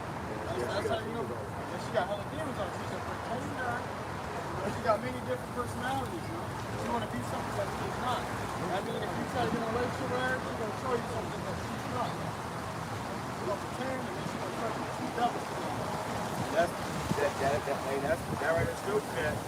Hey, because really when you have that white, that light, you know, white pale skin, pasty skin, and that blonde thin hair, that right there is a recessive gene. It's like if you plant a garden of tomatoes, and you're gonna get all these tomatoes, and the first fruits are gonna get all the nutrition out of the soil. It's gonna come out nice, pure, red, you know, ripe, you know, plump, and then we're going to get a few of them that's going to be white. And small, and they're going to be white. They may be a little, you know, foreign, because that means that those tomatoes are malnourished.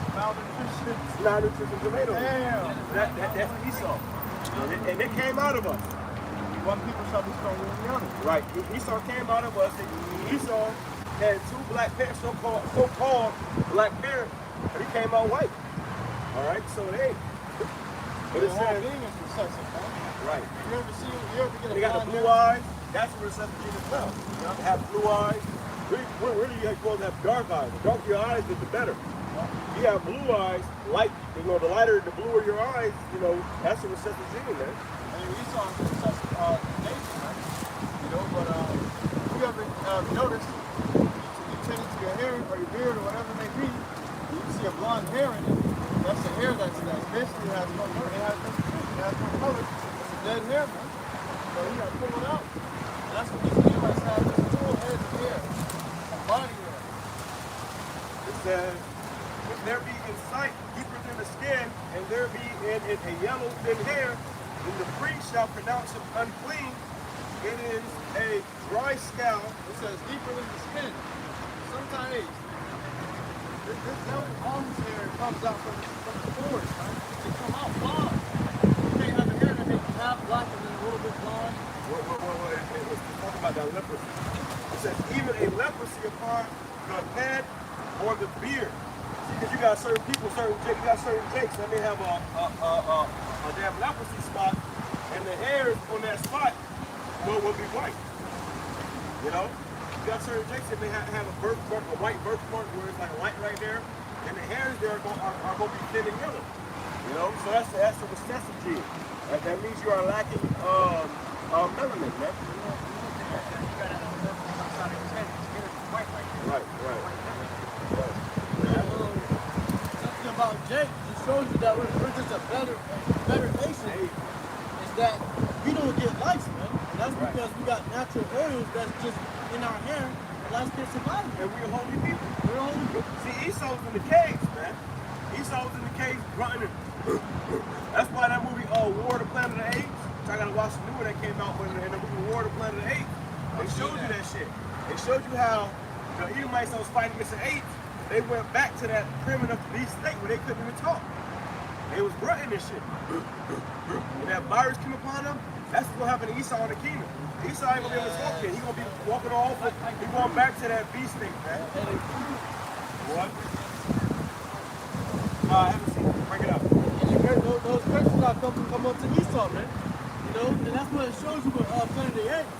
You know, you seen that apes was rising into rulership and well, yeah. So hold on, Swat. This movie right here is called The Crew Cartoon Caveman. It's a cartoon about cavemen. I gotta watch that. It's Edomites. Yeah. You never seen a black caveman? So I got a short. I gotta put it for that, man. And this cartoon that they had, it was on Disney Channel years ago, man. They had basically it was Edomites that started in the cave, and they couldn't speak at first. At first, they were only able to grunt. You know, they were drawing hieroglyphics on the wall, and they started with grunt, and then eventually over time, they were able to start walking on the floor and start to speak. And they were conscious that they were able to talk and hunt and things like that. But the point is, that's how Esau Edom was, man. They came out on top of the mountain and grunt. You know, walking on all fours, looking like actual cave pieces. Right, because what happened was we had chased them into them fucking mountains. There was abominable beasts. We chased them into them mountains, and they was in there, and you hear stories about how they wore their clothes and they deteriorated off their body, man. They said we was a bunch of monkeys in the jungle, but motherfucker, y'all was in the caves. Y'all was in the caves, and we was. You never seen a black caveman. Why? Because we was in civilization. We started civilization. Okay? We taught you how to bathe your ass, man. They didn't even cook their food, man. Why you think like they steaks raw? Right. Because when they was in their caves, they weren't cooking their food. Why you think Edomites get a penthouse at the top of the damn skyscraper? When they reminds them of when they was in them caves, man. These the same cavemen that was in there grunting and they was popping dogs and stuff, bro. Oh, like the White House. That's why Job said I would disdain to have him set by my dogs. Because they have sex with animals, bro. They pop dogs. They'll pop anything, man. So these are the same people today. The Lord just gave them a little something. He's about to take it away. All right? Bestiality mainly existed. It's all you, man. It's legalized marrying beasts, marrying the earth, marrying the trees. Right. Robots. And I knew this girl I was dealing with this chick, right? And I was at her house, and I'm at her house or whatever. And she had neighbors that were Edomites, and she was kind of fool with. And this bitch out there walking her dog. She had big ass dogs. I'm looking at her shit. She just got a relationship with these dogs. I'm like, look at the girl. I said, hey, that girl be getting popped by them dogs. She's like, no, she doesn't. Oh my God, no, she doesn't. No, she doesn't. You know. And then I came back a couple days later. I came back a couple days later. She told me how they had sat down and was playing like chicken dare and shit, like drinking games and shit. And the girl admitted that she let the dog eat her out and shit, man. These people are sick. This is Leviticus chapter 18 and verse 23. Neither shalt thou lie down with any beast to defile thyself therewith. Neither shall any woman stand before a beast to lie down therewith too. It is confusion. That's confusion. You sleep with an animal. You got women that get popped by horses and donkeys and shit. That's wickedness, bro. That's off. If I may ask, watching, Reddit's not supposed to be watching, say XXX, things like that. But on sites like that, they have actual literal sections about that, man, bestiality.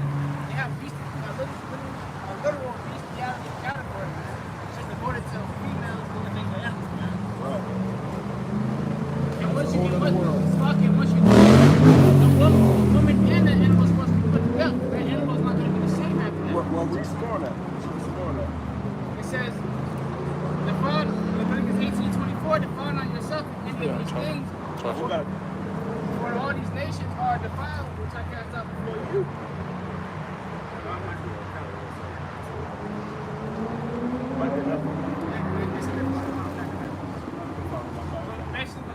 Going into it, once that happens, the woman and that male, the woman is like the woman and that animal has to be put to death. Grab it. So should we put to death? You got to grab the other one.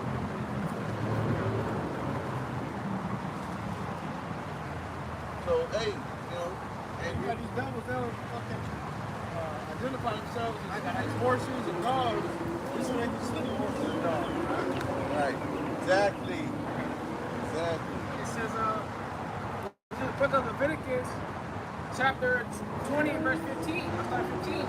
And if a man lie with a beast, he shall surely be put to death, and you shall slay the beast. And if You may think, damn, the beast innocent, he didn't do nothing. But that man has literally altered the mindset of that beast. That beast will never be the same. It says, and if a woman approach unto any beast and lie down thereunto, thou shalt kill the woman and the beast, they shall surely be put to death. Their blood shall be upon them. It shall be surely put to death. I got one of my go back. You got one to go back. Grab the foot And back. like Brother saying, going Go into, ahead, you change the chemical creation in that animal's body, man. That beast no longer wants to eat its own kind. Yeah, that animal fucked up now, man, because now it's going to constantly be craving cooch. Like if they say if a dog tastes blood, it's going to constantly desire blood. So it was a video of a woman, she was in a kitchen cooking, and the dog kept putting his nose in her ass, man. I'm like, well, she's like, stop. Reason why? Because that dog done tasted that damn peanut butter, and now he want to taste it again. But that's what Edomites, that's some Edomite shit. And these people ruling over us, man. Hey, and that was in the book of Leviticus, man. The Lord made that a law. So you know something was going on for the Lord. Right. This law. You know, so people, they Edomites were actually doing that in that thing, man. Those people were actually getting down and pieces. The Lord had to make it a law. Hey, don't do that. That's how they living. Kill that person and the animal, man. That's how these people are made, man. How they were brought up as a nation, man. Okay, we had to teach these cave beasts and cave men and cave women how to live, how to take a bath. And they would teach you that in the Dark Ages too as well. When we were actually ruling, what they call it the Dark Ages, because Jacob was in power, there were still some Edomites that had to be taught how to bathe, man, how to actually live. Okay? And they don't teach you that. We were teaching these Edomites how to actually be humane, how to actually cook your food, how to actually take a shower and dress up, man. Because our women were always dressed up nicely. A woman kept herself covered for her husband, man, out in public. And then, you know, in private, that's when that man would see his woman. And these Edomites, they would always walk around naked, man, with barely any clothes on. They were so used to living that he was out what came free spirit, man. We had to teach you guys how to be actual people. You know? But that demonic side and that devilish side, that's always been in y'all from the garden, man. Or from your forefather Cain, man. It's always been in you, the Eve devil, man. So y'all were destined to come out the way you guys were.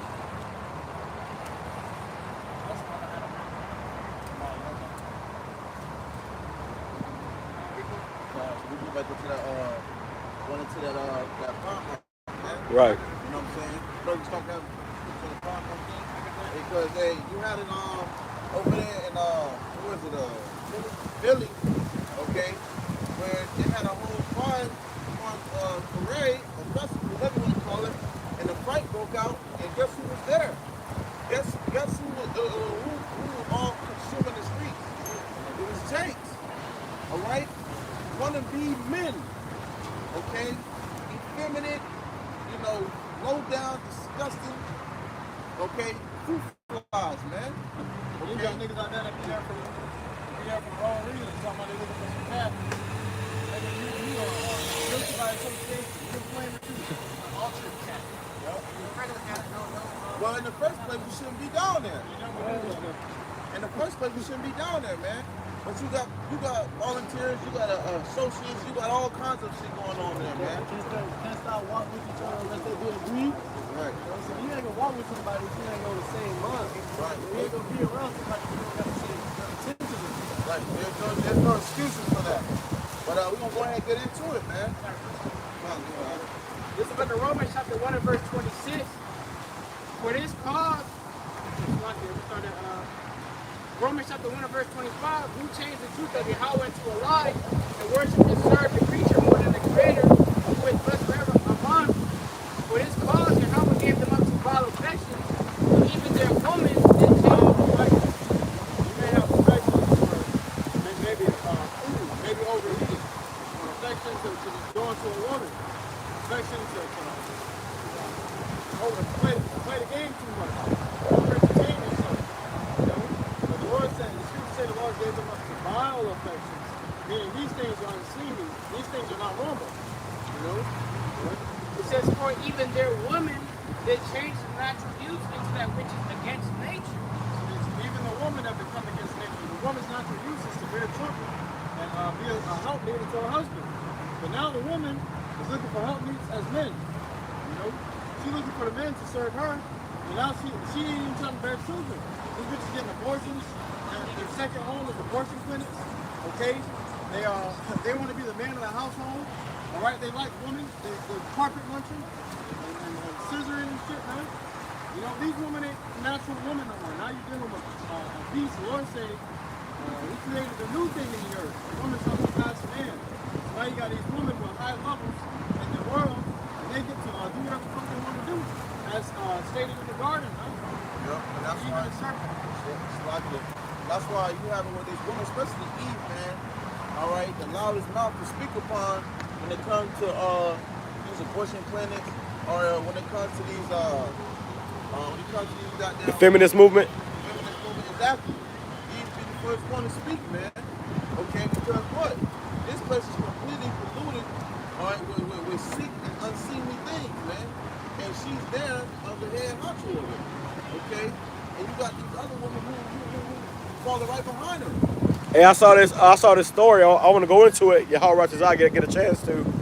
But with Elon Musk, this nigga got his Starlink internet going in everywhere, and he put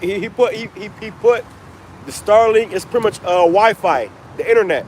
He put it in the damn in the Amazon, in the middle of the Amazon in the jungle, and that motherfuckers over there got porn addictions, man. Yeah, And they're addicted to social media. They showed you videos of people over there, and they was like, working and moving and, doing things they had to do, like cooking and, taking care of the, but they ain't have no phones. Not everybody standing around with their face in their phone like this. They addicted to porn and shit, man. So anywhere this devil go, he destroying people, man. Hey, it shows you that every like the brother said. The brother Taziar had went into that. Okay, calm. Beautiful.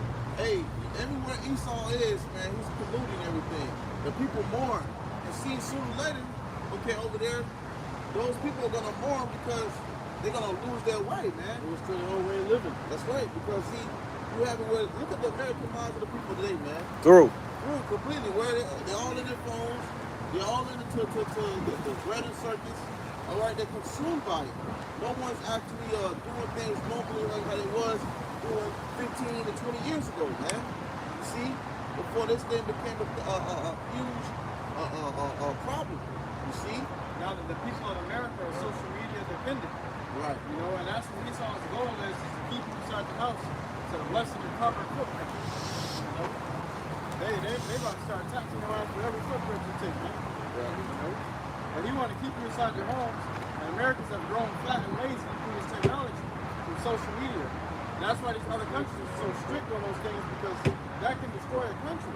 That can destroy the production of a country. Well, you got North Korea, Kim Jong-un. If you bring something in there that ain't supposed to be, they actually ban a lot of American movies and shit, bro. Because it pushes, wickedness. If you bring that stuff in there, like they had what that movie was. Squid Games. Somebody had fucking snuck it in there in North Korea, and they killed their ass, man. Some of them got locked up, some of them got put to death. And some of them, I believe one of the offenders in their generation was going to be affected by it. Right. Kim Jong-un, he comes from generation. That's how it's supposed to be. when he punishes a certain family, he's gonna punish the generations after as well, man. That's how the Lord works too.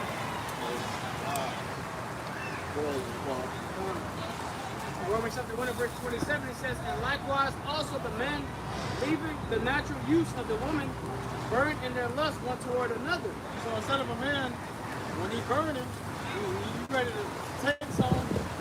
You don't go to a woman, you want to go into a food, you know? You go to a drive-thru, and you see a you could stone his ass. Right back in our land, it was a law, you put him in the down, man. Stop the evil from spreading. Right. The rid evil from amongst Israel. Yeah. But now they celebrating that shit. Yeah. You go get your, you maybe go get you some food. You got a nigga with his nails painted, he ain't even food, man. Yeah, your food is fine. Hey, and you see that more and more every day, man. Yo, this place gotta go, man. I can't, hey, bro. The Lord destroy this place, man. God will destroy this place. Everything to the wicked root, man. You know, matter of fact, if we grab that in Malachi, I believe, the fourth chapter, because, verse 9, because this place is completely wicked, man. Every day you wake up, you see some wickedness, man, to a high extent of degree every day, you know. And man, I was just watching the video, and it was a Jake. I don't know if it was a famous Jake or not, but Jake was in there speaking about how when people be taking these type of events and they be talking amongst each other about why not is there things talking about the community, the black community. You know how Jake, be talking about. But the point being, he go there and they're talking about unseemly things, how they want to get more rights for unseemly things to be done. And he trying to figure out why the hell that's going on and why not they're not focused on trying to help, the community. You know, my question is why the nigga did it in the first place. But, he had a valuable point, okay? Because this is all American mind set on when you think about these elites and all the wicked vibrations that come after them, man. Okay, they want to write decrees to allow unseemly things to happen, man. The average person will consider America to be unproductive. Well, really, because they're trying to keep Jake in sin. Right, of course. As long as Jake in sin, we're gonna be at the bottom. That's what I wanted to touch on, because a lot of people may think America's unproductive. All they do is worry about how to turn men into women into men. Hey guys. You're all right. And move them on to children. Well, that's about But that's not unproductive. They're actually being very productive. They're in the works of keeping Jake restored. Like, oh, that makes you use. Closer to destruction, so Yeah. the Lord can restore them when he comes back. That's a part of there. You can't expect this as a part of this season to make sure you continue in wickedness, all right, while they continue into deception. All right.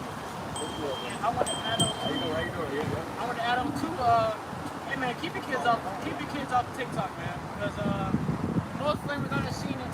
One day is on TikTok, man. I got on TikTok last night.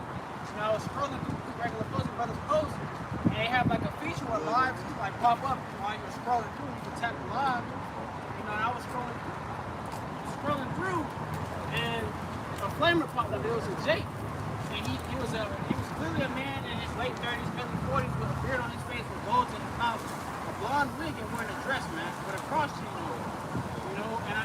And as I swiped and tapped, and it joins with a live, people were commenting a whole bunch of things. People were commenting a whole bunch of things, saying, people were saying, oh, it's a creature, oh, it's a transformer, oh, why you have that costume on? And this guy was so gone in his head, the way he was talking, he was trying to talk like a woman. He was, somebody, female asked, where you get your wigs from? Oh, where, I gotta go to Amazon, and blah. And this man literally was something, he looked like someone's father, man. Legit, like he was in his 40s, and he was talking about buying wigs and dresses and things, man. It was an eye opener in the eye show to see like, damn, like this is someone's son. This is someone's son and someone's father, possibly, man. And you're on TikTok live and you're saying, I'm talking about myself, calling me tiny. Like once you found one, you found more. And the dude said, while you put the wigs on, he said, well, I'm getting my face ready for the dude that's about to come over and F me. These people minds are gone, man. That's how these people are, man. These people want to But you're right. That's why I say put on TikTok, man. stay off of that. Yeah, Do not let your kids go to TikTok. and they pushing that stuff on those platforms too, man.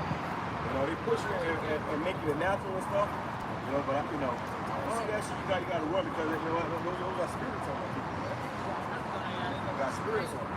Hey, I wouldn't got spirits on them. I would fuck around. Hey, well, look, you know, even that being said, you have it where this is, look, if that's on a platform like TikTok, how much more when it comes to a whole month being celebrated?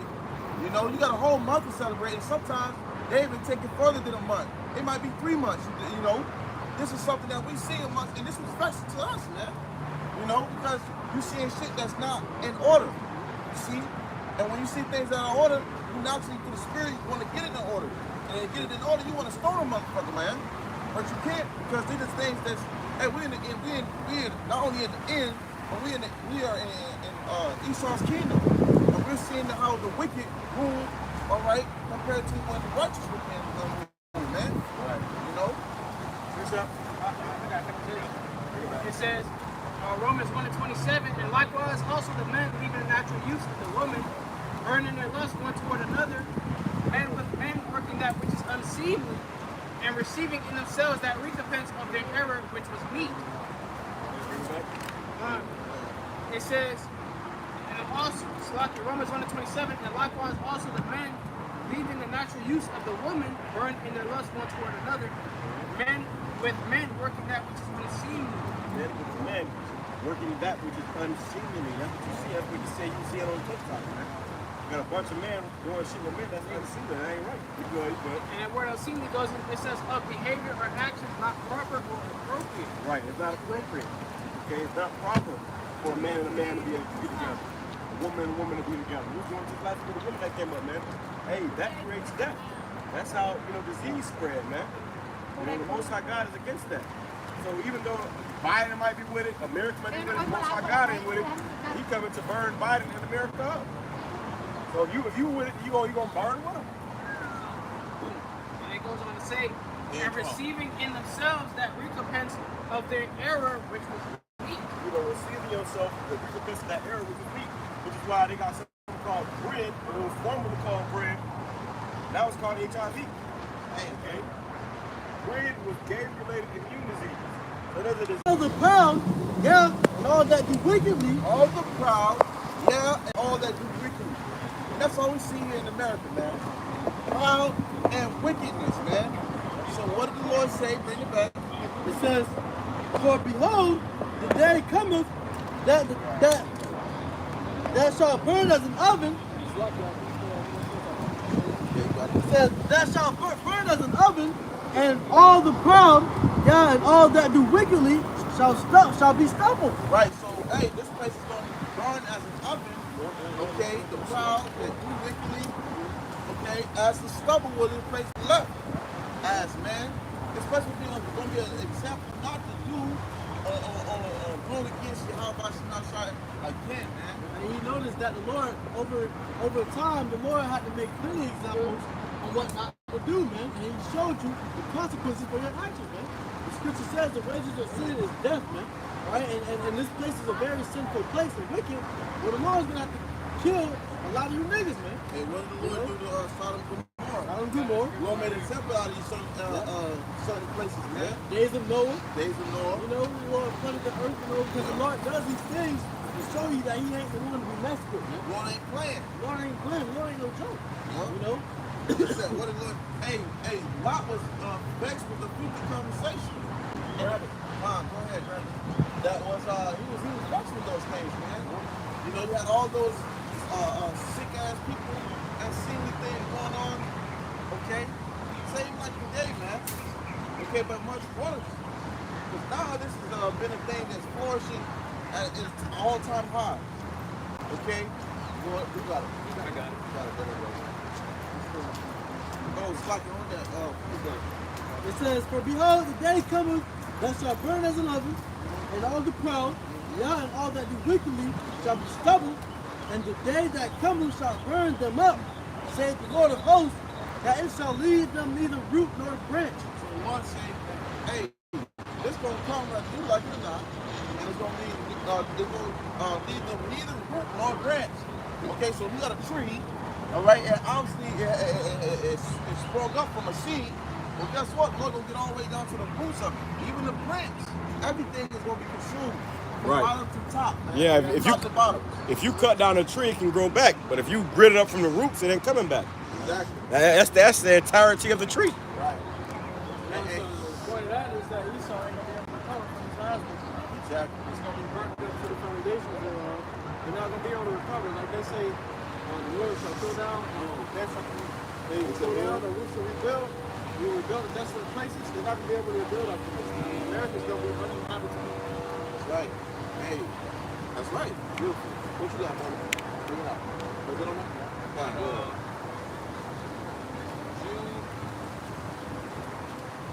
Jude 1 and 7. Even as Sodom and Gomorrah and the cities about them in like manner, giving themselves over to fornication and going after strange flesh. Right. Hey, this America is another example, just like Sodom and Gomorrah was, man. Ooh, that same vibration. What's going to happen to this place? The same as that place did. This is destruction, man. Go ahead. Are set forth for an example, suffering the vengeance of eternal fire. That's on that? That's it on that. God. Remember 2 Peter chapter 2 verse 6, it says, and turning the cities of Sodom and Gomorrah into ashes, condemned them with an overthrow, making them an example unto those that after shall live ungodly. Right. So this place, just like Sodom, beautiful. Just like Sodom and Gomorrah was definitely an example for the ones that lived in that wicked and sick and unseemly vibration, all right, will be brought to destruction. Same as here to America, man. Okay, which is really growing in its wickedness and sick, unseemly things. All right, just like you see when this whole Pride month shit, man. All right, and you be seeing this 365 days out the year. They don't even stop, but now they got where they can celebrate it freely. Okay, so what do you think is going to happen to this place? Come on, look through the fire, or it's going to burn it up, man. It says, and delivered justice. I was going to say, like the brother was saying, Sodom and Gomorrah, we talk about it to this day. And we still talk about Sodom and Gomorrah to this day. The Lord set that place as an example. So the same way how the Lord set you Sodom and Gomorrah as an example to be, leaned back on, pity back off of, as to show how not to be wicked. The Lord's going to do the same, but this time with Babylon, at least it's going to be spoken about for all eternity, man. That's the difference. The destruction and the example the Lord is going to use in this place is going to be spoken about for all eternity. Okay, and there are people that know, hey, to never be a fruit fly again, hey, never, women to know to not carpet as much as again, man. All they have to do is go look at in the West Wing and look at the smoke rising up, son. You do it. You do it. It's going to be that constant reminder, man. Those roots are going to be a severe spiritual ass whooping, so you know for all eternity, hey, I don't want to feel that fire again. I don't want to have to feel the belt of the Lord again. The whole world gonna know. They're gonna see that smoke. They're gonna see that burnt land mass in the world. They're gonna say, this is the end result of sin. So the moment you begin to think, oh, let's sin. And the Israelites new bodies, they ain't gonna be able to process sin anymore in their mind. But the moment these other nations will think, oh, let's try to sin, they're gonna look at old America and remember, this is the end result. It all starts off with a thought and it ends like this. Notice that, with all these, events that the Lord had to show, 2/3 Jake who he was, it was an example for the whole world to see, and the whole world was shaken up, man. All right? And every time, the world would know the power of the Lord, YAHWASHI, man. Now you got in today's age, when people remember the song about Sodom and Gomorrah, the days of Noah, and they will remember how I feel, man. So the Lord's gonna remind them, and tell you in their minds, how this should feel, and it's gonna be everlasting. You got another one? When niggas know that's with the Lord, man. Alright, when your pops give your ass a whooping, and you start getting your whooping for a few months or years, and you forget who your pop was, man, and how that whooping feel. But the Lord's gonna show you again how that whooping feel and who he is, man. Right. Go ahead, Yeah, so that's the everlasting ass whooping, man. Shows of a change of life. It says, and turning cities of Sodom and Gomorrah into ashes, condemned them with an overthrow, making them an example unto those that after to them ungodly. Right. So that was they made an example. That person made an example for the ones that shall live ungodly. Okay? And you see, all you see is ungodly sin, unseemly things being done here in America, man. Okay? And the Lord gonna make an example out of this place as well, man. Revelations tell you that America today is spiritually Sodom and Egypt. Okay, so this is another Sodom and also another Egypt. Right. Spiritual. It says, and delivered us Lot, vexed with the filthy conversation of the wicked. Right. So, hey, the Lord delivered just Lot, who was what? Vexed with the filthy conversation, man. And that's what we looking for, man. We hoping that we can deliver out of this place. All right, vexed with the things that's here, man. Okay, I brothers over here that are elect. Okay, because this place is through. Yeah. And it's only getting worse. Hey, personal testimony, I had to leave a job because they was hiring too many flamers. Right. I was getting paid pretty good too. But I had to leave the job because on every aisle there was a flamer having a flaming conversation. I was so vexed I just said, hey, fuck, I can't do it no more. Right. You know, I just stopped showing up. Because you gotta go home with that shit, man. You gotta go home with the shit they said that day. And you gotta return back. You know how You hear something 2 times worse. The place where you work for the sweat of your brow, you got flamers there, man. All right, that's the place you're going to provide for your family and take care of the household. But you got flamers there, man, and you can't even suffer enslavement and captivity in this, man. That's why you gotta go to the warehouse jobs, man. You know, those rigorous work jobs, man. Right. You don't be trying to go to them, man. Right, right. They don't want to work like that, man. They want to be a bad bitch and shit, man. Right, right, right. So you gotta go to the rigorous work, but you actually picking shit up. Right, right, right. You You're getting your pick hands shit up, dirty. man. A motor like to get his hands dirty. Right. You know, I had a Jake coming to my job. At my job, I'm like a fucking carpenter. So when you dealing with, like, I got cuts all over my hands, man. Every day you get a cut. This is like another day, you know. But it was one Jake came to my job. He wasn't even a mo, but he was a young Jake, you know. Nigga got one cut. He said, man, I can't do this shit. Yeah, because you gotta think about it. Nowadays, new generations getting raised up in effeminate ways. Getting weak, man. They weak. Weak. They can't handle cuts, man. You know, they was raised inside the house in tablet and shit.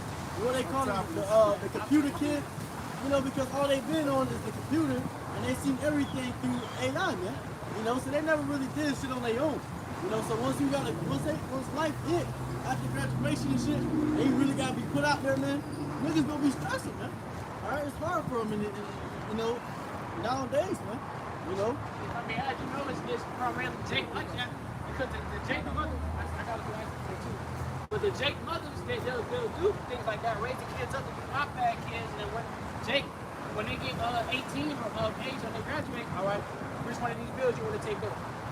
We're talking about these bills, you know? And that's primarily Jake's mothers, man. You don't see these other nations parents doing that to them, man. You know, so when Jake had to get out there in that workforce field, and they actually have to do vigorous work, yeah, I can't do this shit.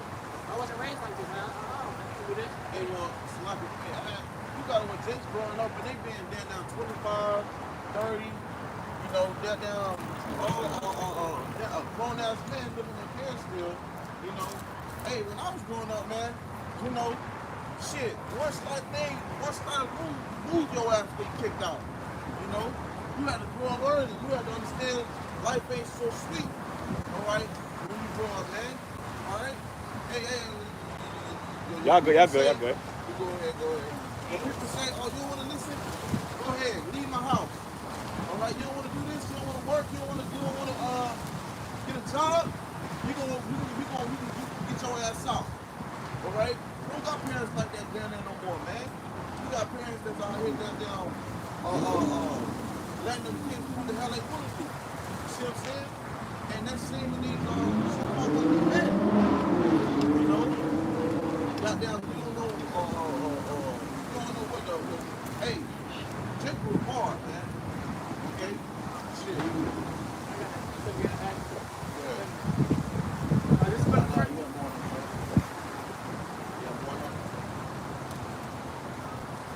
Yeah, it says, for that righteous man dwelling among them, and seeing and hearing, vexed his righteous soul from day to day with their unlawful deeds. So, hey, same thing today, man. You know, we we vexed with those same exact things. Okay? So hey, we can't wait, we can't hope to get the hell out of here, man. Because this place is completely sick and defiled. And the Lord gonna destroy this place with one of the greatest purifying agents ever, man. Fire. See? Go ahead, bro. This is the book of 1 Corinthians chapter 6 and verse 9. It says, know ye not that the unrighteous shall not inherit the kingdom of YAHAWASHI YAHWASHI? Right. It says, be not deceived. And it's gonna go into depth. Go ahead. It says, be not deceived, neither fornicators, nor idolaters, nor adulterers, nor effeminate, nor abusers of themselves with mankind. Hey, and that's the type of generation is amongst us today, man. Okay? So Lord said that these type of individuals are not gonna make their way up into the kingdom, man. Bring that back one more time. It says, know ye not that the unrighteous shall not inherit the kingdom of YAHWASHI YAHWASHI? That's why it's important that we do what we gotta do for YAHWASHI, because hey, it's a slim chance, man. You know? But said many are called, but few are chosen. You got people out here believing that they're down there saved already, man. Lord said that Peter endured to the end, the same shall be saved. Okay, so hey, we didn't even get to the hard part yet. You talking about you saved, that's just right to take the prejudice, man. You know, but go ahead. It says, be not deceived, neither fornicators, nor idolaters, nor adulterers, nor effeminate, nor abusers of themselves with mankind. Right. And these people are amongst us every day. We're vexed with them. You see? But they think they're going to be able to make it in the kingdom and heaven, man. Nah, it don't work that way, man. The Lord give you examples and details that are in instruction within the scriptures. Who going to make it and who not, goddammit. Okay? Lord said, hey, you know, it's a small limit of that, okay? So, hey, them type of individuals ain't gonna make it, okay? But that was it. To finish it up, it says, nor thieves, nor covetous, nor drunkards, nor revilers, nor extortioners shall inherit the kingdom of YAHWASHI YAHWASHI. So, hey, there you have it. You speak for yourself, man. None of these things are gonna be able to inherit the kingdom of YAHWASHI YAHWASHI. That's why it's important to move carefully and do all right as is being told, man. Okay? Because hey, it's a slim chance of that being the case of you making it there, man. Okay? That's why we got to do what we do right now, all right, to serve YAHWASHI YAHWASHI to the best of our ability. Because hey, the Lord ain't coming with open arms, man. And kisses and goddamn hugs and shit, man. The Lord about to bring a goddamn destruction upon his face, none seen like before. All right? What you got? What you got, brother? So, hey, man, we in these times. Go It ahead. says, Proverbs 29 verse 2, when the righteous are in authority, the people rejoice. When the righteous are in authority, the people rejoice. Hey, when this whole thing is over and done with, all right? Hey, Lord gonna have everything set in its rightful order. Okay? We're gonna have everybody doing what they're supposed to, okay, according to what the Lord set up according to his will. Right? These other nations gonna get right with the program. They're gonna have to go into that captivity and slavery. All right, but after that, they're gonna have to get right with the program, man. They're gonna have to do what's told, which is when it comes to this law and commandments, man. You see? If not, guess what? We're gonna be having our foots on their neck, man. Go ahead. It says, but when the wicked beareth rule, When the who? when the wicked beareth rule, Now let's see. This is the wicked of the earth today, man. That's ruling. Okay, Esau Edom, so-called white man. You got these wicked elites, man. Who play a heavy part amongst this kingdom. All right, in deception, deceiving, and all those signs of trickery, man. Okay, so bring it back. it says, when the wicked beareth rule, the people rejoice. The people mourn. The people mourn. So when the wicked bears rule, the people mourn. Okay, when Esau is in the power, the people mourn, man. And that's what's going on today. All right. Not only as the people here, all right. We got the animals too, man. Y'all all right. Good. We got not only the people, but the animals as well. You see? And we went into it earlier how Esau around here, you know, as a damn beast, fucking on the animals, you know, doing all these unseemly things. because that's a wickedness that's in him and better than him. But hey, this is the things that's not right that he's doing, which ultimately the Lord will have to bring discussion for, man. You know? Let's bring that back. It says, Proverbs 29 verse 2, when the righteous are in authority, the people rejoice. But when the wicked bears rule, the people mourn. So when the wicked bears rule, the people mourn. That's what you're going to see continuously into the nukes drop, man. That's what you're going to see until the nukes drop. Okay? That's what you're going to see, man. All right? Whether you like it or not. What you got, brother? This is the book of Ecclesiastes, chapter 1, start at verse 8. All things are full of labor, man cannot utter it. Eye is not satisfied with seeing, nor the ear filled with hearing. The thing that hath been is that it is that which shall be, and that which is done is that which shall be done. And there is no new thing under the sun. Right, so there's no new thing under the sun, man. Okay? So if it was wickedness going on back then, and it was unseen things going on back then, we seeing that to this day, man. Again, but hey, we seeing it even at its worst. You see? At its peak, man. It's going to get much worse. All right? And we know that through all this that we're dealing with, we're seeing that, hey, eventually, we're going to see it no more, man. You know, that's the best part about it. You know? Hey, we ain't gonna see this no more, man. After this captivity, gonna be no more of that, man. All right? It's going to be full of righteousness. It says, is there anything whereof it may be said, see, this is new? It hath been already of old time, which was before us. It says, there is no remembrance of former things, neither shall there be any remembrance of things that are to come with those that shall come after. So when the Lord bestows the kingdom of heaven on earth, man, the things that we're going through now, man, these things are going to be happening after, man. All right? We're going to be living all under new jurisdiction and new rulership, under the rulership of YAHAWASHI. All right? And for King David, man, we're not going to have walls, man, flamboyant, man, scissors going on, man. No, we're going to have new things in the earth, man. New things that's going to be created, man. Not things of old, man. Those things are going to be done away with and forgotten about, man. All right, but like we said before, Babylon is still going to be, the smoke is going to be, their torment is going to send up forever, and it's going to be used as a remembrance how not to be. Used as a remembrance, hey, don't sin and go off in YAHAWASHI. Right? And see, you have these right protected Christians at these churches too, man. These goddamn sick ass motherfucking pastors, man. They're gonna be telling you what you want to hear. Alright, because see, it's only they do it for filthy lucre's sake, man, for their own gain and their own benefit. Alright? Why you got you doing all these things like, and when you see we out here, man, we ain't asking for no money, man. We asking for nothing. Hey, we doing this freely as it was given, man. Okay? And we bringing it back to you through the spirit for everybody outside. You got these churches that they pass around this place total. You got $20, they got $10. And, hey, man. Hey, that's how you know you gotta watch out for these wicked ass pastors, man. These people are wicked because they got hits and ears. They want those teachers that's gonna scratch some ears for them, man. You know, they want to pass it down, they want to hear. We out here telling them all the people that you went to pay for, you know, these people don't want to hear that. Or you tell them that they can't be a mo. Tell them they can't be a mo. Tell them they can't eat pork, can't eat shrimp, crab, and lobster.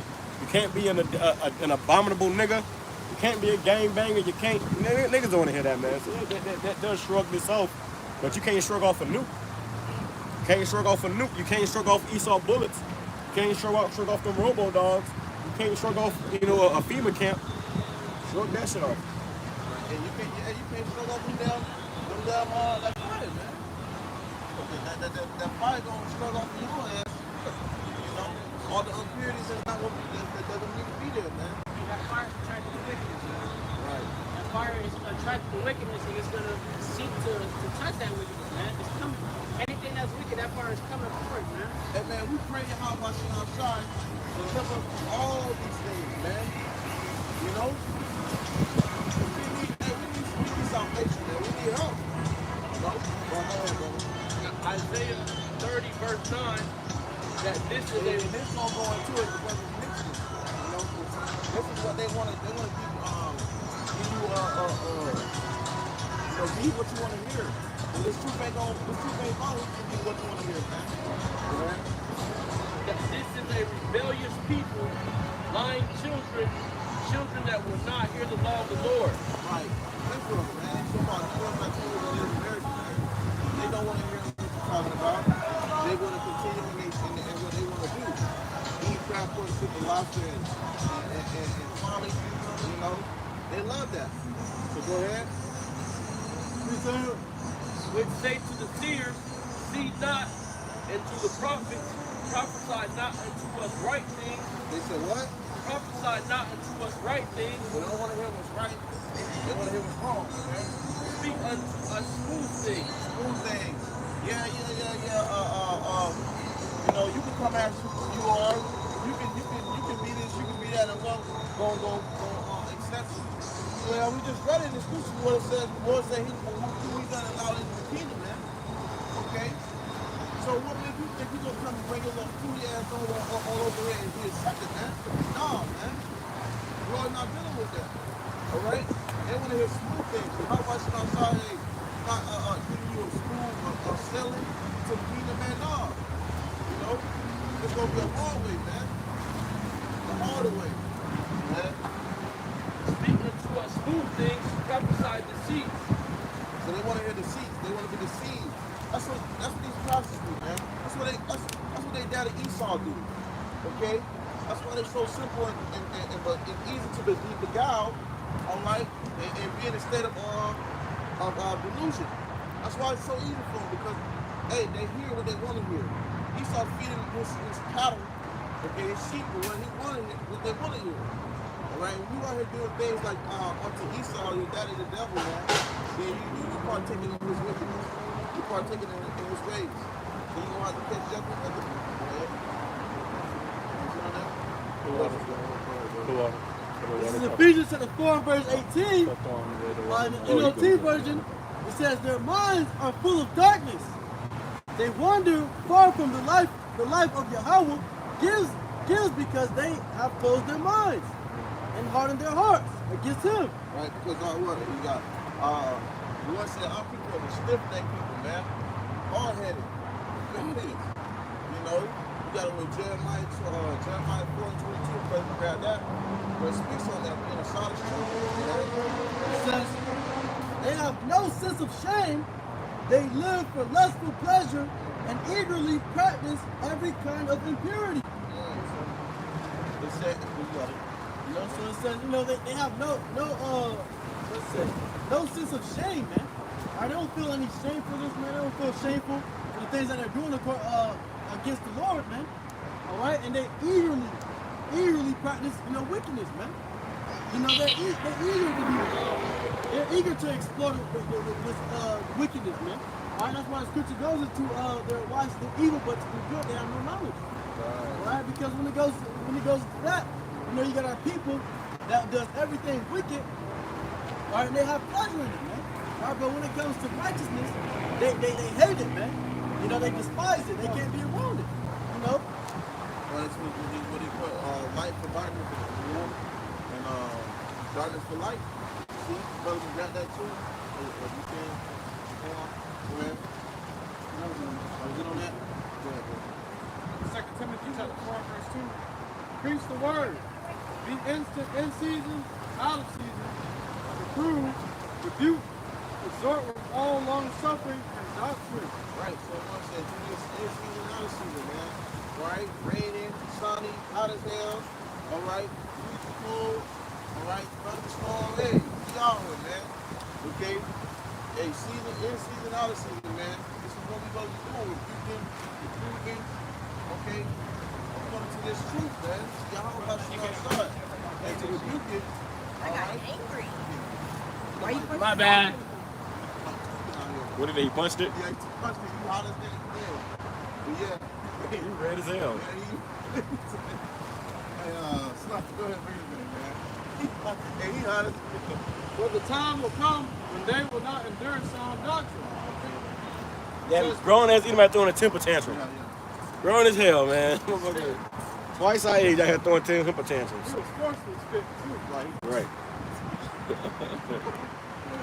2 Timothy 4:2, preach the word, be instant in season, out of season, reprove, rebuke, exhort with all long suffering and doctrine. That's what the part of the truth, man. Okay, suffering. Man, he said rebuking. Okay, rebuking. And that's what we doing, man. We're rebuking our people, man. All right? And the two places of concourse, the hallways, hedges, you know, and the front of the gates. When you come in and out, man, it's being brought to your attention. Hey, America's under the stroll, throwing it with fire. All right, if you're a so-called people that teach you to get an American, all right, ain't seek the Lord while you have the chance, because America's about to be destroyed. That's right. For the time will come when they will not endure sound doctrine, but after their own lusts shall they heap to themselves teachers having itching ears. Right. Yeah, you know, and you got ones that want to jump over here and eat off this table, eat off that table. Nah, man, you know, and one spirit, to the spirit of, you know, eating somewhere, eat there, and don't be eating everywhere else, man. You know, that's how you get confused, that's how you get caught up in shit. Hey, that's how you lose, man. Okay? You got guys that get puffed up and thinking they got down, you know, the shit, and that's how they guys, you know, get taken out the game, man. You know? It says, and they shall turn away their ears from the truth. Well, there you have it. See, so speak for itself. See, they're not losing that, man. So it's important to stick to what you've been taught, man, what you've been given. Who's been playing by some outside. It has to be the truth, man. You know? Yeah. Then shall be turned unto fables. You hear stories about these guys, huh? You know, hey, remember that guy used to get the bill and then finish? Remember this guy who's teaching this and I was teaching that? It's always going to be a problem with a bunch of us from here. Hey, well, that's why it's always... The fables being turned into false doctrines. So you turn into, that's why you got guys saying now that hell is a place. Right. You got guys saying that everybody can be saved. Been turned into fables. Been turned into lies. Right. So you had the truth, you leave the truth, and you start teaching lies. Go ahead. Y'all good? Go ahead. It says, but watch thou in all things, endure afflictions, do the work of an evangelist. What? Do the work of an evangelist. Evangelist, man. All right? Do that work of evangelist, man. Make sure it out. Okay, go ahead. Make full proof of thy ministry. It said make full proof of thy ministry. How is that? How are you doing? How are you making full proof of thy ministry? Doing the work, man. Okay, being out in the highways and just teaching, man. All right, doing what God given you to do so, man. According to those works. All right, whatever you can do it, man. Do it to the best of your ability. All right, you're doing lessons, you're doing whatever you can, man. Do it to the best of your ability for YAHAWASHI outside. Okay, the Lord will give you the increase. Yeah. This is the book of Isaiah chapter 5 and verse 20. Woe unto them that call evil good and good evil. Woe unto them that call evil good and good evil, which is the so-called Negro Latino Native American, man. You see, which we're going to start on that in the book of Jeremiah chapter 4 verse 22. Because Jacob loved to do something, do something wicked than to do something right, man. Alright? It says that put darkness for light and light for darkness, and put bitter for sweet and sweet for bitter. And we have to be telling you What's again? I'm sorry. we telling you about what's about to come in this place, what you should do. Okay, heavily advising you what you should do, to seek the Lord in sincerity, to the best of your ability. You have Jacob who will stop that hand. Excuse me, y'all. For reinsurance, they'll stop that hand. Okay, and do what they want. They'll go back to eating transport to the law trade. And going back to the foul ways, man. You see? And what's the judgment of that? Don't even be fire. Fire and water. That's right. And the ungodly with fire and words, man. Okay? And the best thing to do is stay humble, man. You know? Hey, I got a precept. Go ahead. This is John chapter 3, verse 30. I must increase. He must increase, but I must decrease. He that cometh from above is above all. He that is of the earth is earthly. So the truth is about extolling the Lord to the heavens, extolling his name to the heavens, man. You know? Glorifying the Lord, YAHWASHI, preaching what he is about. Because the world is trying to forget about the Lord. The world is trying to do everything they can to make themselves Lord. To govern their own selves. They don't understand that their lives are governed by the Lord, YAHWASHI, so that every turn they go, and every turn they take, they try to get further away from the Lord, they're going to find a prophecy. Warn you. And what I'm struggling with, you know, hey, these people get created, scream forth between the legs, and then ain't shit, man. That life is about them. No, man, that somebody spawns you. That means you got a will to do. That means they have a will for you to do for them. If you think about it, hey, that's the delusion these people are under. That they think they moving, they think they controlling their life, man. You know, you control your life into a damn slot, huh? That don't make sense. Nah, man, you control yourself into a goddamn, you may dismantle something the goddamn African freedom. Nah, if you can control your life, you'll be able to stop that from happening. And if no one's in control of their life, man. Because the Lord said in the scriptures, a man's born of the Lord. You see? Hey, how then should a man know his way? Not for paraphrasing. So at the end of the day, how about you outside control coming and going, man? You see? It says, he that cometh from above is above all. He that is of the earth is earthly, and speaketh of the earth. He that cometh from heaven is above all. But the point was, he must increase, but I must decrease. So in this truth, it's about us decreasing and increase, and YAHWASHI is increasing in our lives. You know, and us increasing YAHWASHI in our lives. We're just vessels to magnify the names of YAHWAH, YAHWASHI. But with that, that means that it ain't gonna be about you. It ain't gonna be about how you feel and what you think and what you want to, and you know, it's about YAHWAH. We all gotta catch hell and go through certain things. But in that's for the Lord to humble us, so He can work more through us. Right. You got guys that got a problem with that, and they don't want that. You know, they buck up against the spirit of YAHWASHI, and wonder why they hitting stumbling blocks and roads, man. You got guys coming around you, and you got hey man, you got a bunch of niggas, man. You got niggas in Israel. Hey, if you may add, that little part again. It says, John 3 verse 30, he must increase, but I must decrease. And right, when you think about it, your vessels being used, and it's no different from like a microphone, man. A microphone is only as good as it's being used, man. Okay, and you got a magniphone. When you use it, you push the button, and you able to speak as loud, right? Well, somebody's using that, and who's using that? Who's using us to speak, man? YAHWASHI. Right. You see? So we is only as good as we ain't coming out here to tell you about us or tell you who he is or make you think that we something that we ain't. Or I'm a stoic. We ain't here for that, bro. We don't give a fuck what you is. And you ain't that anyways. I done seen a guy talking about he a stoic, and today before he was crying real fucking tears. A stoic means to not show no damn emotion, to just take everything on. You know, so when guys do that, they try to paint themselves something that they not. We ain't here for that, man. This is not what this is about. This is about, hey, pushing YAHWASHI. Not ourselves. Not trying to make people see us in a different. And we didn't give a fuck about how you see us anyways, man. If we cared about that, we wouldn't be out here much longer.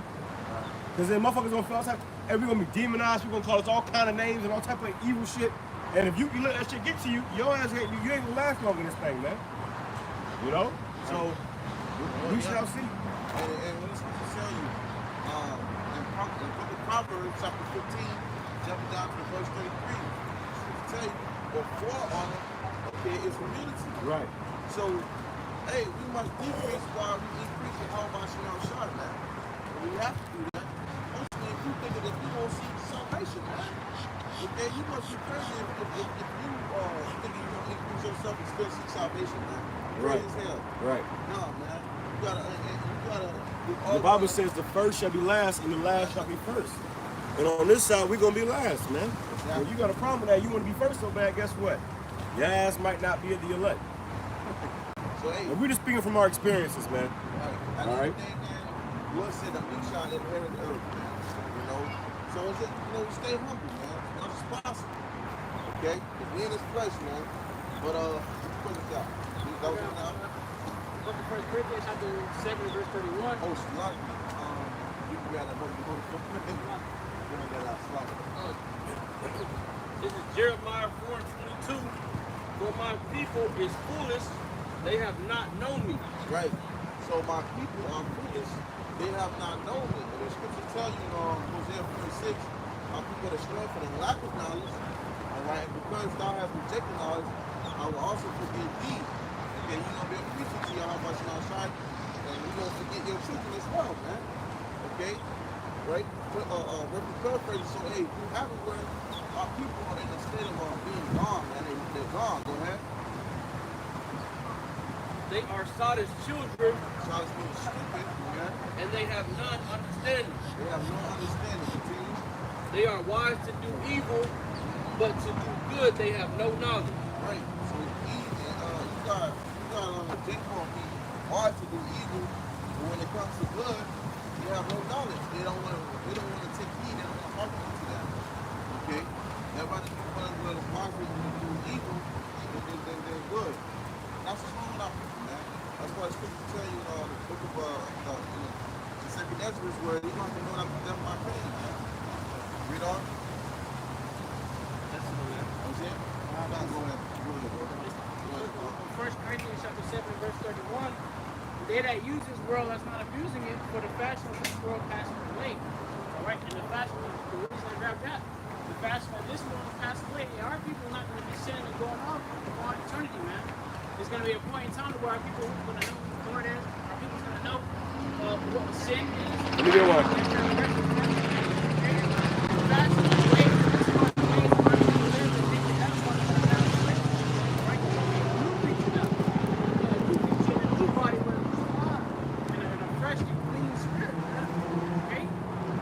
And this world that allow you to be a mo and celebrate it, that's gonna pass away.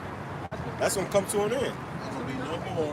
And if you try to be alone in our kingdom, man, we're gonna stone you with the most precious things you ain't never seen before. And that scripture literally tell you not to settle your leases here, because this place got a timer on it, man. That's about to set off. All right, and it will be destroyed. So what's the point of sitting here trying to think about your whole career? Building a community.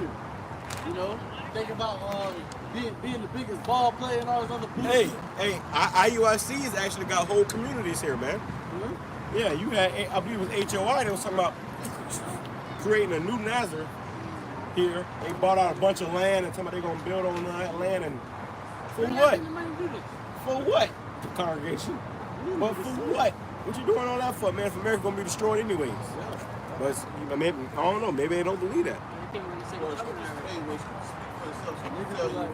is not our rest, man. So if you're trying to find a rest here in a place that's already set for destruction, you're somewhere else, man.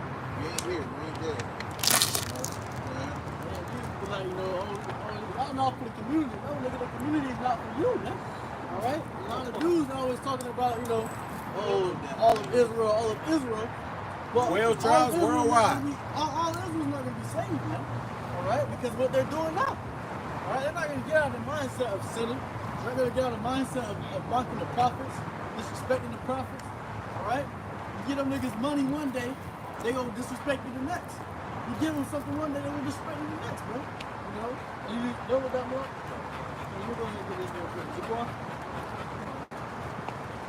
It says, this is 2nd Ezra chapter 9 and verse, I want to start at verse 9. It says, then shall they be in a pitiful case, which now have abused my ways. They're going to be a pitiful case because right now they're abusing the ways of the Lord. They're abusing the time to do whatever they want to do. Instead of using this time to go right with the Lord, please Him, and increase Him. Instead, they want to increase themselves. That's like, because the Lord give us a grace period, man. All right? And this grace period is for you to get right. This grace period is for you to get your shit right, man. Get your shit together. You know, that's like, when you got your lawyer, or not your lawyer, but your landlord, he gives you, the bill collector, they give you a grace period to where you pay them back. And you just running up all the money at a casino or some shit, man. Now it's disrespectful. Now your ass got to be evicted, and the Lord's going to evict you out of you. out of the world of the living, man. You know? It says, when as yet place of repentance was open unto them, that grace period, understood not, but despised it. It's like it. It's like I could have jumped up a little bit.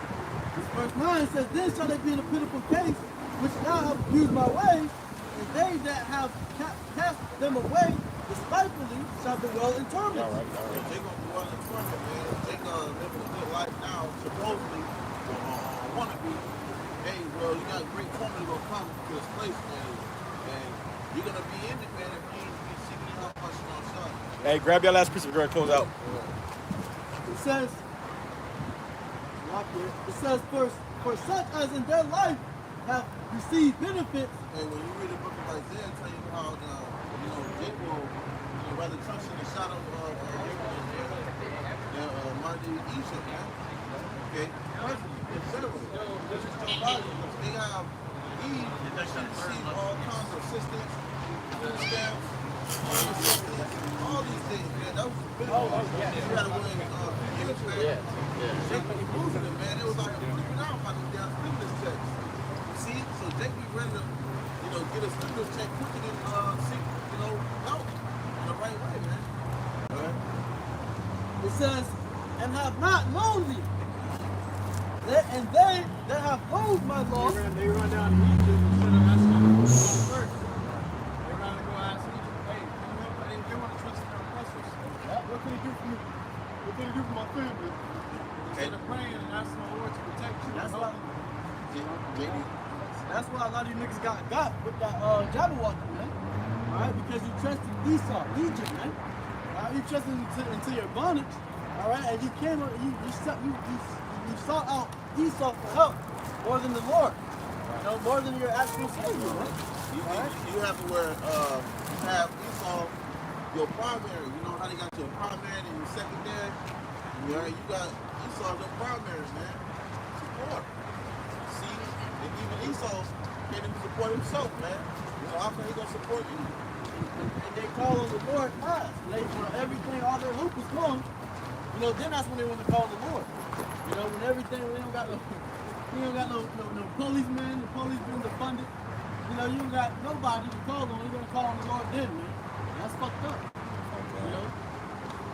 Lord ain't going to answer you. He's going to mock you when your prayer comes. Because you had a time to call on the Lord and you didn't. It says, and they that have loathed my law, while they had yet liberty, and when as yet the place of repentance was open unto them. So you had all this chance, you had all this opportunity. And so we spoke about it, we speak about Jacob's trouble, man. But hey, you have all this opportunity, and look what you're doing with it now, compared to when that hell comes, man. You see? Yeah. So as yet place of repentance was open unto them, understood not, but despised it. So you have it, brothers, given we're out here, given that we're out here, we tell Jacob about certain things, warn them about things. They'd rather continue to do what they want to do in wickedness than to take the opportunity to get right with YAHAWASHI on side. So what's going to happen for those actions? It says, the same must know it after death by pain. So that's the outcome of that, man. The same shall know it after death by pain.